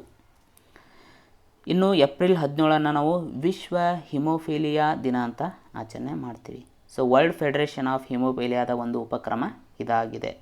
ಓಕೆ, ಸೊ ಈ ದಿನವನ್ನು ವರ್ಲ್ಡ್ ಫೆಡರೇಷನ್ ಆಫ್ ಹಿಮೋಫೀಲಿಯಾ ಸಂಸ್ಥಾಪಕರಾದಂಥ ಫ್ರ್ಯಾಂಕ್ ಸ್ಟನಾಬೆಲ್ ಅವರ ಜನ್ಮದಿನದ ಅಂಗವಾಗಿ 1989ರಿಂದ ಆಚರಣೆ ಮಾಡಲಾಗ್ತಿದೆ. ಹಿಮೋಫೀಲಿಯಾ ರೋಗದ ಕುರಿತು ಜಾಗೃತಿಯ ಮೂಡಿಸುವ ಉದ್ದೇಶವನ್ನು ಈ ದಿನಾಚರಣೆ ಹೊಂದಿದೆ. ಹಿಮೋಫೀಲಿಯಾ ಅನ್ನೋದು ಒಂದು ಅನುವಂಶೀಯ ರೋಗ. ಓಕೆ, ಇದನ್ನು ಕೂಡ ಎಕ್ಸಾಮಲ್ಲಿ ಕೇಳಿದ್ದಾರೆ. ಹಾಗಾದರೆ ಈ ಬಾರಿಯ ಥೀಮ್ ಏನು? ಬದಲಾವಣೆಗೆ ಹೊಂದಿಕೊಳ್ಳುವುದು, ಹೊಸ ಜಗತ್ತಿನಲ್ಲಿ ಕಾಳಜಿಯನ್ನು ಉಳಿಸಿಕೊಳ್ಳುವುದು.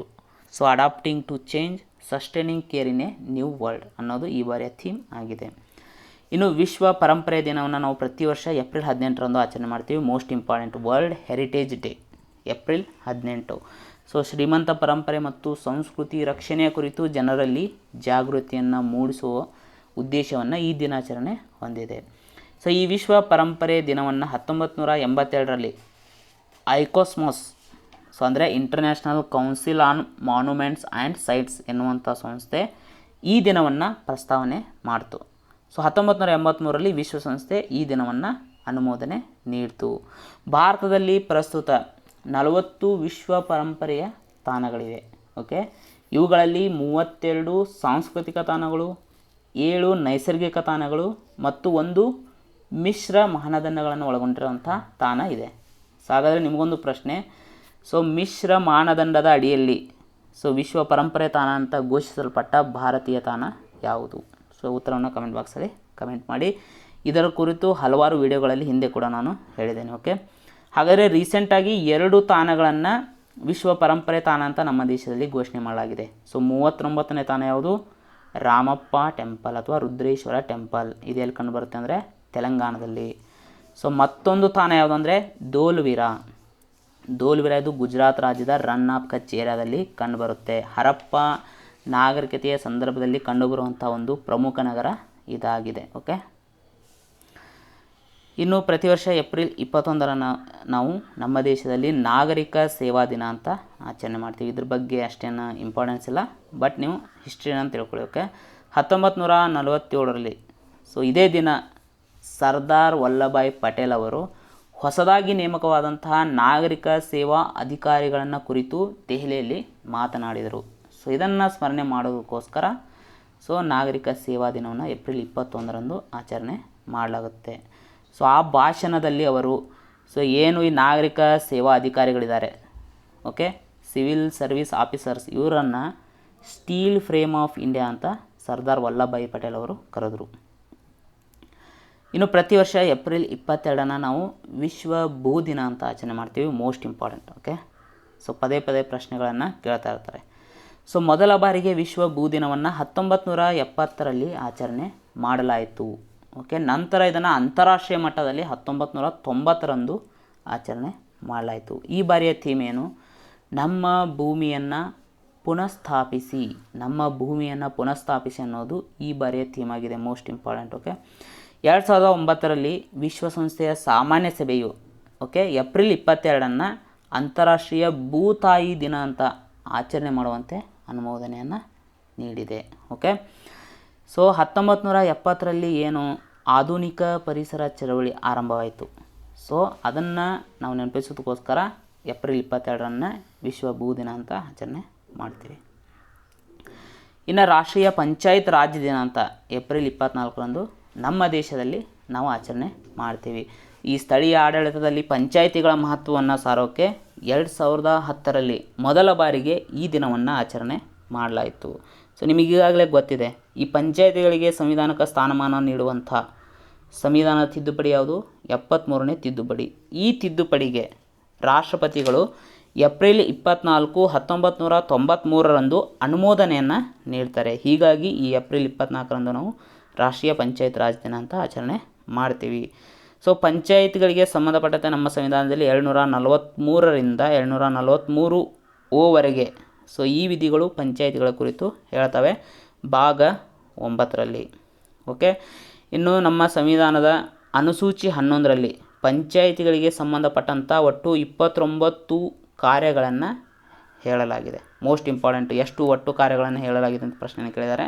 ಒಟ್ಟು 29 ಕಾರ್ಯಗಳ ಬಗ್ಗೆ ಸಂವಿಧಾನದ 11ನೇ ಅನುಸೂಚಿಯಲ್ಲಿ ಹೇಳಲಾಗಿದೆ. ಇನ್ನು ವಿಶ್ವಸಂಸ್ಥೆ ವಿಶೇಷವಾಗಿ ಏಪ್ರಿಲ್ 23ರಂದು ಇಂಗ್ಲೀಷ್ ದಿನ ಅಂತ ಆಚರಣೆ ಮಾಡುತ್ತೆ. ಓಕೆ, ಮೋಸ್ಟ್ ಇಂಪಾರ್ಟೆಂಟ್ ಇದು. ಸೊ ಇದೇ ದಿನ ಯಾಕೆ ಇಂಗ್ಲೀಷ್ ದಿನ ಅಂತ ಆಚರಣೆ ಮಾಡುತ್ತೆ ಅಂದರೆ ಪ್ರಸಿದ್ಧ ಕವಿ ಹಾಗೂ ನಾಟಕಗಾರ ಆದಂತಹ ಶೇಕ್ಸ್ಪಿಯರ್ ಸೊ ಇವರ ಜನ್ಮದಿನ. ಶೇಕ್ಸ್ಪಿಯರ್ ಇವರ ಒಂದು ವಿಶೇಷತೆ ಏನಂದರೆ ಸೊ ಇವರು ಹುಟ್ಟಿದ್ದು ಇದೇ ದಿನ ಏಪ್ರಿಲ್ 23. ಸೊ ಮರಣವನ್ನು ಹೊಂದಿದ್ದು ಕೂಡ ಇದೇ ದಿನ.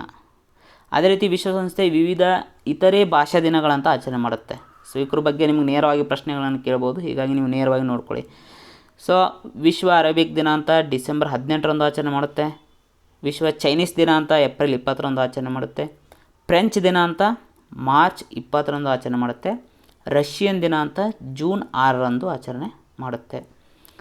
ಇನ್ನು ವಿಶ್ವ ಮಲೇರಿಯಾ ದಿನವನ್ನು ಪ್ರತಿ ವರ್ಷ ಏಪ್ರಿಲ್ 25ರಂದು ಆಚರಣೆ ಮಾಡ್ತೀವಿ. ಸೊ ಮಲೇರಿಯಾ ರೋಗದ ವಿರುದ್ಧ ಜಾಗೃತಿಯನ್ನು ಮೂಡಿಸೋಕ್ಕೆ ಈ ದಿನಾಚರಣೆಯನ್ನು ಆಚರಣೆ ಮಾಡಲಾಗುತ್ತೆ.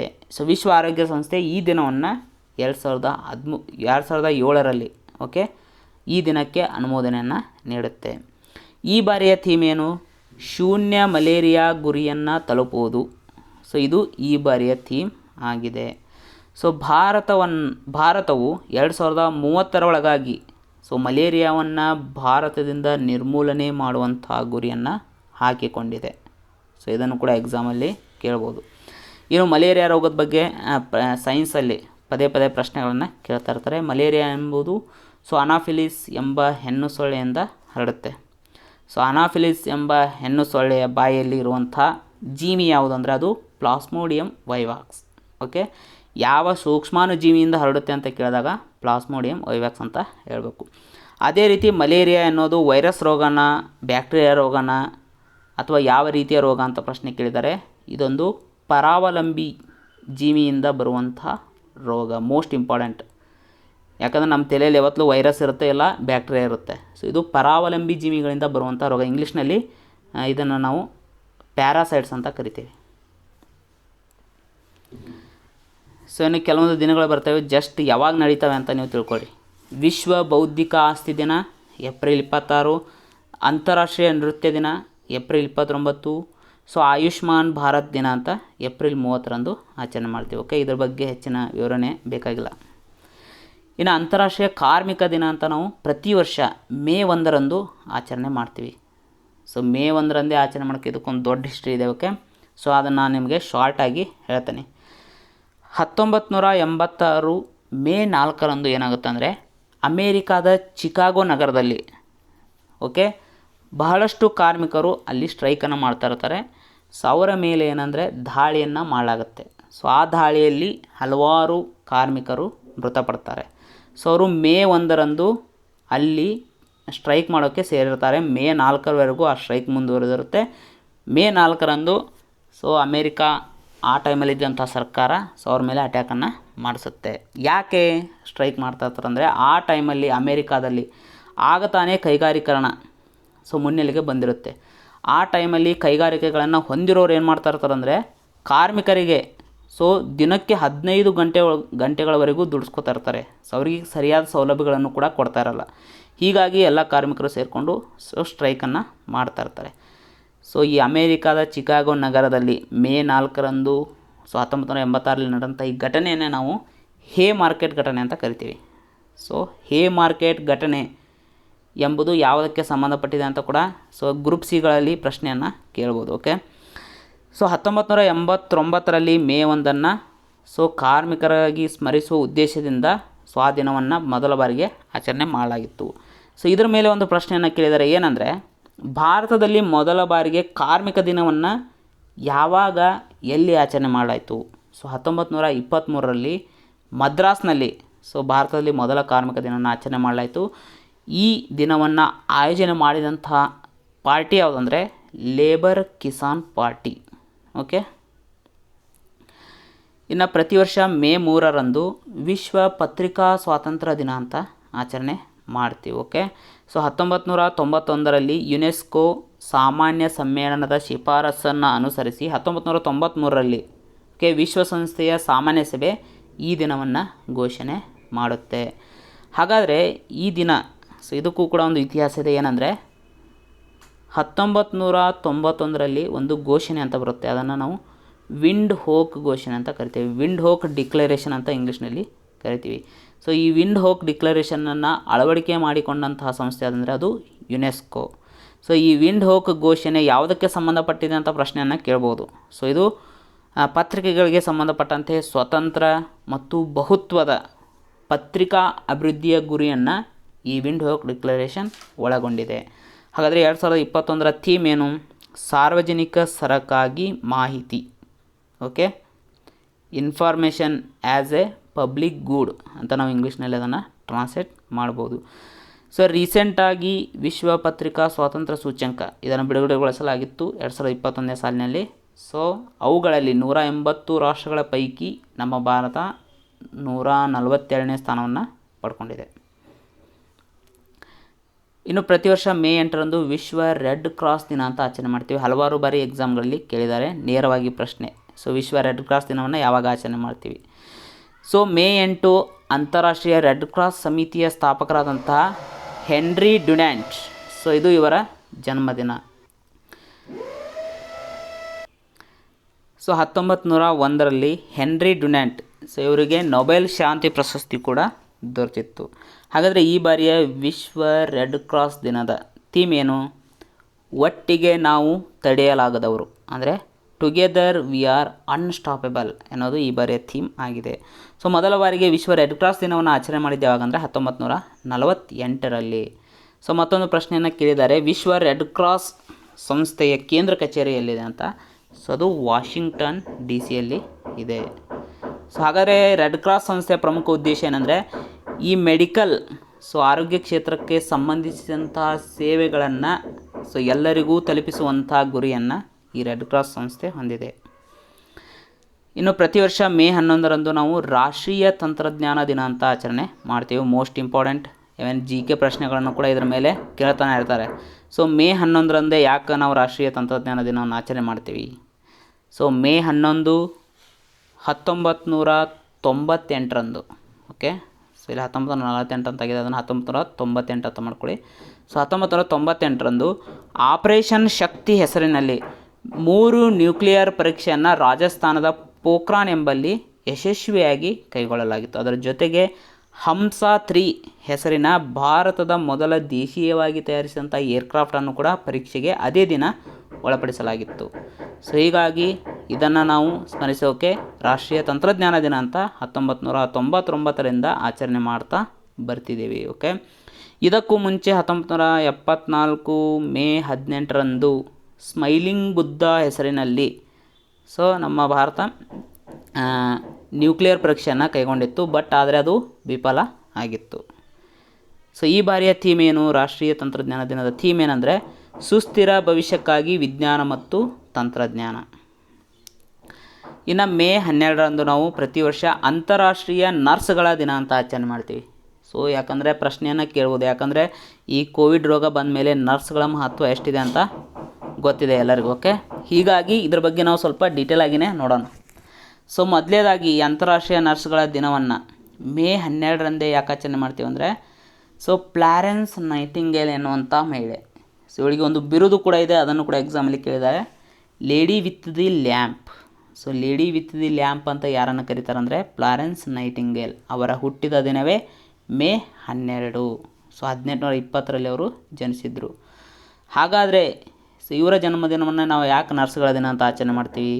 ಸೊ 1854 ಅಕ್ಟೋಬರ್ 21ರಂದು ಇವರು ಏನು ಮಾಡ್ತಾರೆ ಅಂದರೆ 38 ಜನರ ತಂಡದೊಂದಿಗೆ ಆ ಟೈಮಲ್ಲಿ ಕ್ರಿಮಿಯನ್ ಯುದ್ಧ ಅಂತ ನಡೆದಿರುತ್ತೆ. ಸೊ ಆ ಕ್ರಿಮಿಯನ್ ಯುದ್ಧದಲ್ಲಿ ಗಾಯಗೊಂಡಂತಹ ಸೈನಿಕರ ಶುಶ್ರೂಷೆಯನ್ನು ಇವರು ಮಾಡ್ತಾರೆ. ಸೊ ಆ ಸಂದರ್ಭದಲ್ಲಿ ಏನಂದರೆ ವೈದ್ಯಕೀಯ ಸೌಲಭ್ಯಗಳು ಸೈನಿಕರಿಗೆ ಅಷ್ಟಾಗಿ ಲಭ್ಯವಿರಲಿಲ್ಲ.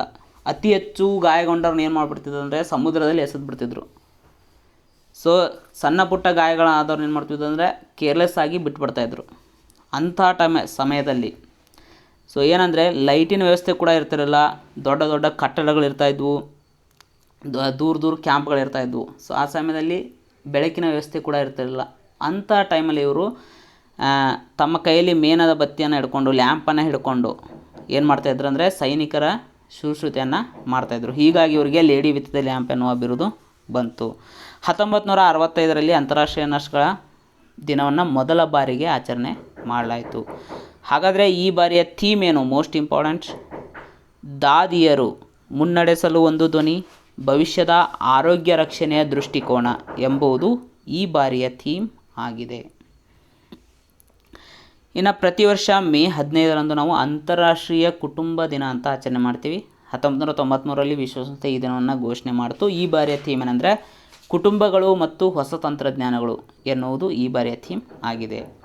ಇನ್ನು ಮೇ 21ರಂದು ನಾವು ಭಯೋತ್ಪಾದನಾ ವಿರೋಧಿ ದಿನ ಅಂತ ಆಚರಣೆ ಮಾಡ್ತೀವಿ. ಯಾಕಂದರೆ 1991 ಮೇ 21ರಂದು ರಾಜೀವ್ ಗಾಂಧಿಯವರ ಹತ್ಯೆಯನ್ನು ಮಾಡಲಾಗುತ್ತೆ.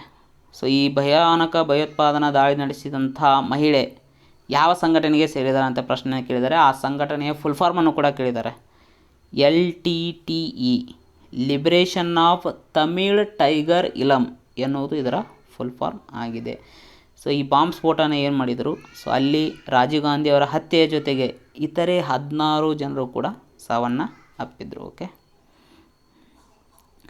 ಇನ್ನು ಅಂತಾರಾಷ್ಟ್ರೀಯ ಜೀವ ವೈವಿಧ್ಯತೆಯ ದಿನ, ಇಂಟರ್ನ್ಯಾಷನಲ್ ಬಯೋಡೈವರ್ಸಿಟಿ ಡೇ ಅಂತ ನಾವು ಪ್ರತಿ ವರ್ಷ ಮೇ 22ರಂದು ಆಚರಣೆ ಮಾಡ್ತೀವಿ. ಮೋಸ್ಟ್ ಇಂಪಾರ್ಟೆಂಟ್, ಪದೇ ಎಕ್ಸಾಮ್ಗಳಲ್ಲಿ ಕೇಳಿದ್ದಾರೆ.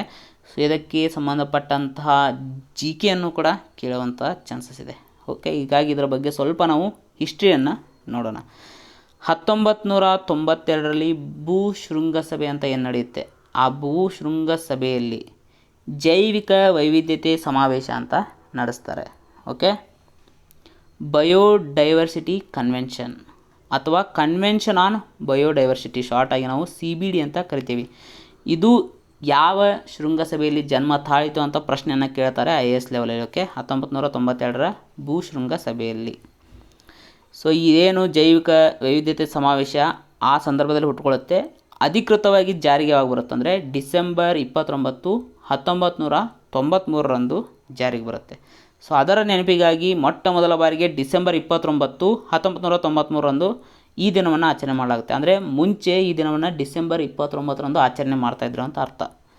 2001ರಲ್ಲಿ ಏನು ಮಾಡುತ್ತೆ ವಿಶ್ವಸಂಸ್ಥೆ, ಓಕೆ, ಈ ಜೀವವೈವಿಧ್ಯತೆ ದಿನವನ್ನು ಮೇ 27ರಂದು ಆಚರಣೆ ಮಾಡಬೇಕು ಅಂತ ಘೋಷಣೆಯನ್ನು ಮಾಡುತ್ತೆ. ಈ ಬಾರಿಯ ಥೀಮ್ ಏನು? ನಾವು ಪರಿಹಾರದ ಭಾಗವಾಗಿದ್ದೇವೆ ಎನ್ನುವುದೇ ಈ ಬಾರಿಯ ಥೀಮ್. ಅಂದರೆ we are the part of solution. ಅದಲ್ಲದೆ ವಿಶ್ವಸಂಸ್ಥೆ ಇತ್ತೀಚೆಗೆ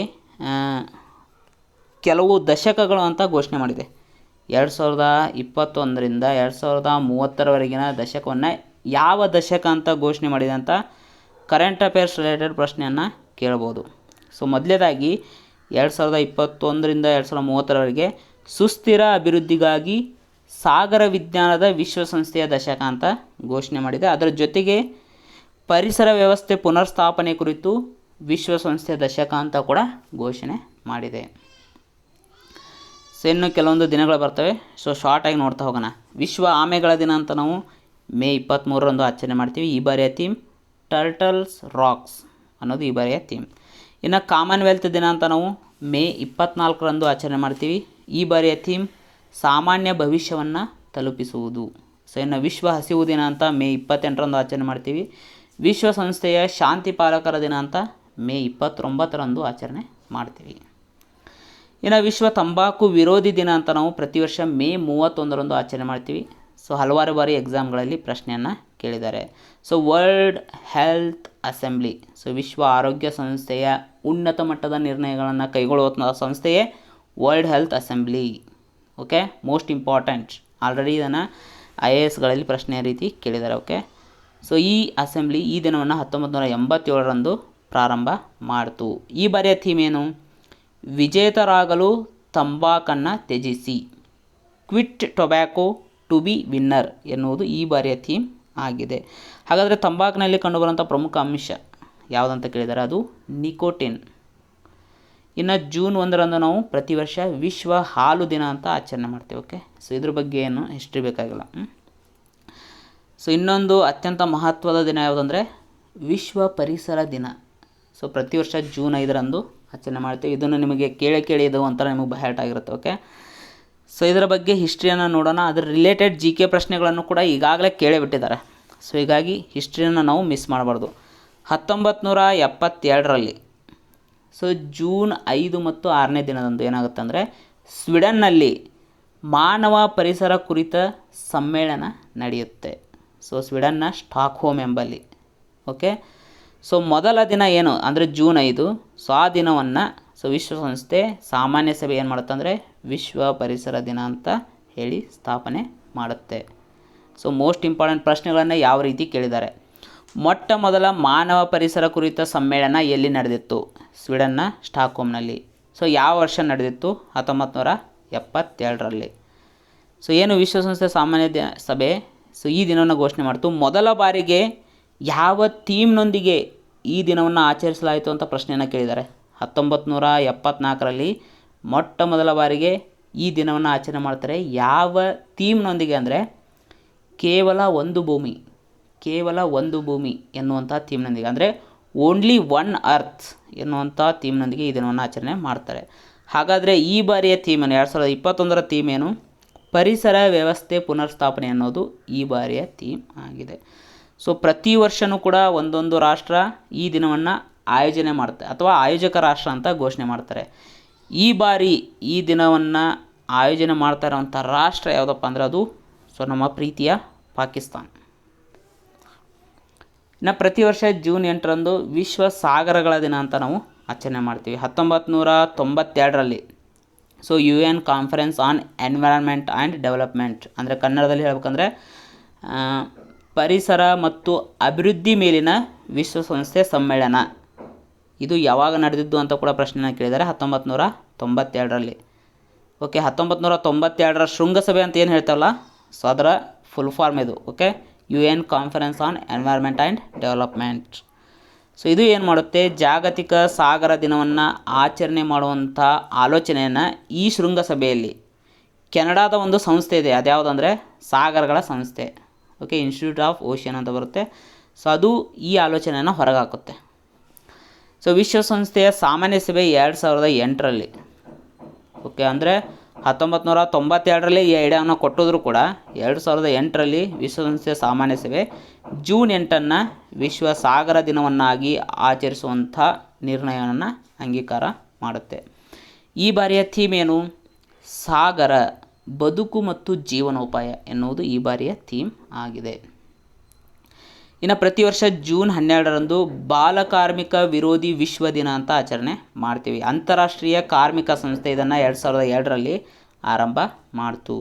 ಈ ಬಾರಿಯ ಥೀಮ್ ಏನು, ಈಗಲೇ ವರ್ತಿಸಿ ಬಾಲಕಾರ್ಮಿಕ ಪದ್ಧತಿಯನ್ನು ಕೊನೆಗೊಳಿಸಿ ಎನ್ನುವುದು ಈ ಬಾರಿಯ ಥೀಮ್. ಅಂದರೆ ಇಂಗ್ಲೀಷ್ನಲ್ಲಿ ಹೇಳ್ಬೇಕಂದ್ರೆ act now end child labour ಎನ್ನುವುದು ಈ ಬಾರಿಯ ಥೀಮ್. ಓಕೆ, ಅದಲ್ಲದೆ 2021ನ್ನು ಸೊ ವಿಶ್ವಸಂಸ್ಥೆ ಏನಂತ ಘೋಷಣೆ ಮಾಡಿದೆ ಅಂತ ಪ್ರಶ್ನೆಯನ್ನು ಕೇಳ್ಬೋದು. ಅಂತಾರಾಷ್ಟ್ರೀಯ ಬಾಲಕಾರ್ಮಿಕ ಪದ್ಧತಿ ನಿರ್ಮೂಲನೆ ವರ್ಷ ಅಂತ ಘೋಷಣೆ ಮಾಡಿತ್ತು. ಸೊ ಒಂದು ವರದಿಯನ್ನು ಕೂಡ ನೋಡೋಣ, ಸೊ ಯಾಕಂದರೆ ನೀವು ಇದನ್ನು ಎಸ್ಸೆಗಳಲ್ಲಿ ಬಳಕೆ ಮಾಡ್ಕೋಬೋದು. ಸೊ ಇಂಟರ್ನ್ಯಾಷನಲ್ ಲೇಬರ್ ಆರ್ಗನೈಸೇಷನ್, ಅಂತಾರಾಷ್ಟ್ರೀಯ ಕಾರ್ಮಿಕ ಸಂಸ್ಥೆ ಇತ್ತೀಚಿನ ಒಂದು ಅಂದಾಜಿನ ಪ್ರಕಾರ ವಿಶ್ವದಾದ್ಯಂತ ಸುಮಾರು 152 ಮಿಲಿಯನ್ ಮಕ್ಕಳು ಸೊ ಬಾಲಕಾರ್ಮಿಕರಾಗಿದ್ದಾರೆ. ಅದರಲ್ಲಿ 64 ಮಿಲಿಯನ್ ಹುಡುಗಿಯರು, ಸೊ ಉಳಿದ 88 ಮಿಲಿಯನ್ ಹುಡುಗರು ಇದ್ದಾರೆ. ಓಕೆ, ಸೊ ಜಗತ್ತಿನಲ್ಲಿ ಕಂಡುಬರುವಂಥ ಪ್ರತಿ 10 ಮಕ್ಕಳಲ್ಲಿ ಒಬ್ಬರು ಬಾಲಕಾರ್ಮಿಕರಿದ್ದಾರೆ ಎನ್ನುವಂಥ ಆತಂಕಕಾರಿ ಸೊ ವರದಿಯನ್ನು ಅಂತಾರಾಷ್ಟ್ರೀಯ ಕಾರ್ಮಿಕ ಸಂಸ್ಥೆ ಹೊರಹಾಕಿದೆ. ಇನ್ನು ವಿಶ್ವ ನಿರಾಶ್ರಿತರ ದಿನ ಅಂತ ನಾವು ಪ್ರತಿ ವರ್ಷ ಜೂನ್ 20ರಂದು ಆಚರಣೆ ಮಾಡ್ತೀವಿ. ಓಕೆ, ಸೊ ವಿಶ್ವ ನಿರಾಶ್ರಿತರ ದಿನವನ್ನು ಮೊದಲ ಬಾರಿಗೆ ಜೂನ್ 20, 2001ರಂದು ಸೊ ಆಚರಣೆ ಮಾಡಲಾಯಿತು. 1951ರಲ್ಲಿ ನಿರಾಶ್ರಿತರ ಸಮಾವೇಶ ಅಂತ ನಡೆಸಿರ್ತಾರೆ. ಸೊ ಅದರ 50ನೇ ವಾರ್ಷಿಕೋತ್ಸವವನ್ನು ಸ್ಮರಣೆ ಮಾಡೋಕ್ಕೆ 2001ರಲ್ಲಿ ವಿಶ್ವ ನಿರಾಶ್ರಿತರ ದಿನವನ್ನು ಆಚರಣೆ ಮಾಡಲಾಯಿತು. ಹಾಗಾದರೆ ಈ ಬಾರಿಯ ಥೀಮ್ ಏನು, ಒಟ್ಟಾಗಿ ನಾವು ಸರಿಪಡಿಸುತ್ತೇವೆ, ಕಲಿಯುತ್ತೇವೆ ಮತ್ತು ಹೊಳೆಯುತ್ತೇವೆ. ಇಂಗ್ಲೀಷ್ನಲ್ಲಿ ಹೇಳ್ಬೇಕಂದ್ರೆ together we heal, learn and shine. Okay, so ಇತ್ತೀಚೆಗೆ ಒಂದು ವರದಿಯನ್ನು ಕೂಡ ಬಿಟ್ಟಿದ್ದರು. So United Nations human resource development so ಒಂದು ವರದಿಯನ್ನು ಬಿಟ್ಟಿತ್ತು. ಆ ವರದಿಯ ಪ್ರಕಾರ ಟರ್ಕಿ ದೇಶ ಅತಿ ಹೆಚ್ಚು ನಿರಾಶ್ರಿತರಿಗೆ ಆಶ್ರಯವನ್ನು ನೀಡಿದೆ. ಸುಮಾರು 3.6 ಮಿಲಿಯನ್ ಜನರಿಗೆ ಟರ್ಕಿ ದೇಶ ಆಶ್ರಯವನ್ನು ನೀಡಿದೆ. ಇನ್ನು ಅಂತಾರಾಷ್ಟ್ರೀಯ ಯೋಗ ದಿನ ಅಂತ ನಾವು ಜೂನ್ 21ರಂದು ಆಚರಣೆ ಮಾಡ್ತೀವಿ. ಸೊ ಯೋಗ ಅನ್ನೋದು ನಮ್ಮ ದೇಶ ಜಗತ್ತಿಗೆ ಕೊಟ್ಟಂಥ ಒಂದು ಕೊಡುಗೆ. ಸೊ ಅಂತಾರಾಷ್ಟ್ರೀಯ ಯೋಗ ದಿನ ಅಂದರೆ ಸೊ ಇದು ನಮ್ಮ ಹೆಮ್ಮೆ. ಓಕೆ, ಅಂದರೆ ನಮ್ಮ ದೇಶದ ಒಂದು ಪದ್ಧತಿಗೆ ಅಂತಾರಾಷ್ಟ್ರೀಯ ಯೋಗ ದಿನವನ್ನು ಘೋಷಣೆ ಮಾಡಿದ್ದಾರೆ ಅಂದರೆ ನಮಗೊಂಥರ ಖುಷಿ. ಓಕೆ, 2014ರಲ್ಲಿ ವಿಶ್ವಸಂಸ್ಥೆಯ ಸಾಮಾನ್ಯ ಸಭೆ ವಿಶ್ವ ಯೋಗ ದಿನವನ್ನು ಆಚರಿಸಲು ಒಪ್ಪಿಗೆಯನ್ನು ನೀಡಿತ್ತು. ಯಾಕಂದರೆ ನಿಮಗೆ ವಿಶ್ವ ಯೋಗ ದಿನವನ್ನು ಕೊಟ್ಟು ಸ್ಟೇಟ್ಮೆಂಟ್ ವೈಸ್ ಪ್ರಶ್ನೆಗಳನ್ನು ಕೇಳುವಂಥ ಸಾಧ್ಯತೆ ಇದೆ.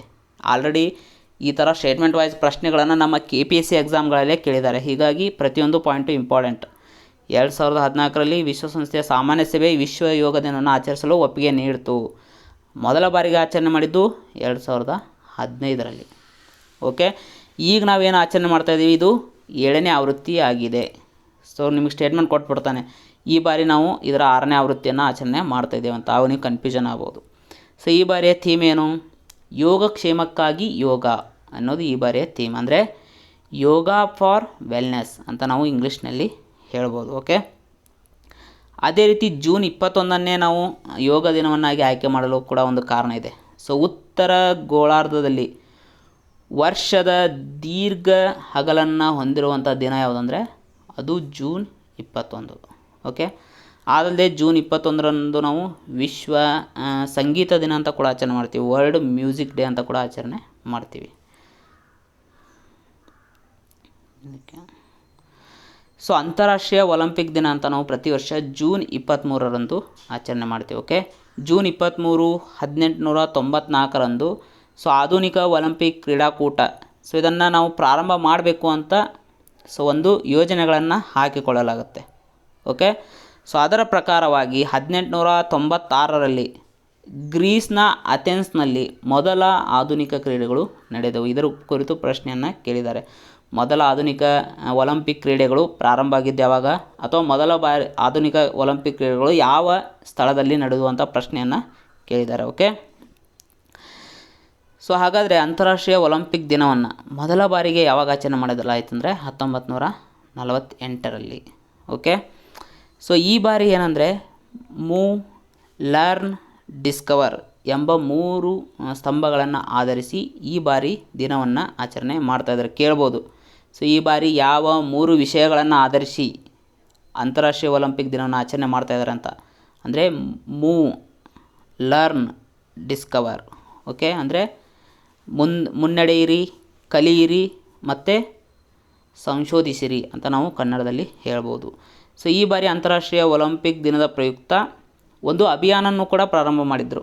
ಸೊ ಅಭಿಯಾನ ಕೂಡ ಯಾವುದು ಅಂತ ಕೇಳ್ಬೋದು, ಸ್ಟ್ರಾಂಗರ್ ಟುಗೆದರ್ ಎನ್ನುವುದು ಸೊ ಈ ಬಾರಿಯ ಅಭಿಯಾನದ ಹೆಸರು ಆಗಿದೆ. ಹಾಗಾದರೆ ಈ ಬಾರಿಯ ಥೀಮ್ ಏನು? ಆರೋಗ್ಯವಾಗಿರಿ, ಸದೃಢವಾಗಿರಿ, ಜೂನ್ 23ರಂದು ಒಲಿಂಪಿಕ್ ಡೇ ವರ್ಕೌಟ್ನೊಂದಿಗೆ ಸಕ್ರಿಯರಾಗಿರಿ ಎನ್ನುವುದು ಈ ಬಾರಿಯ ಥೀಮ್ ಆಗಿದೆ.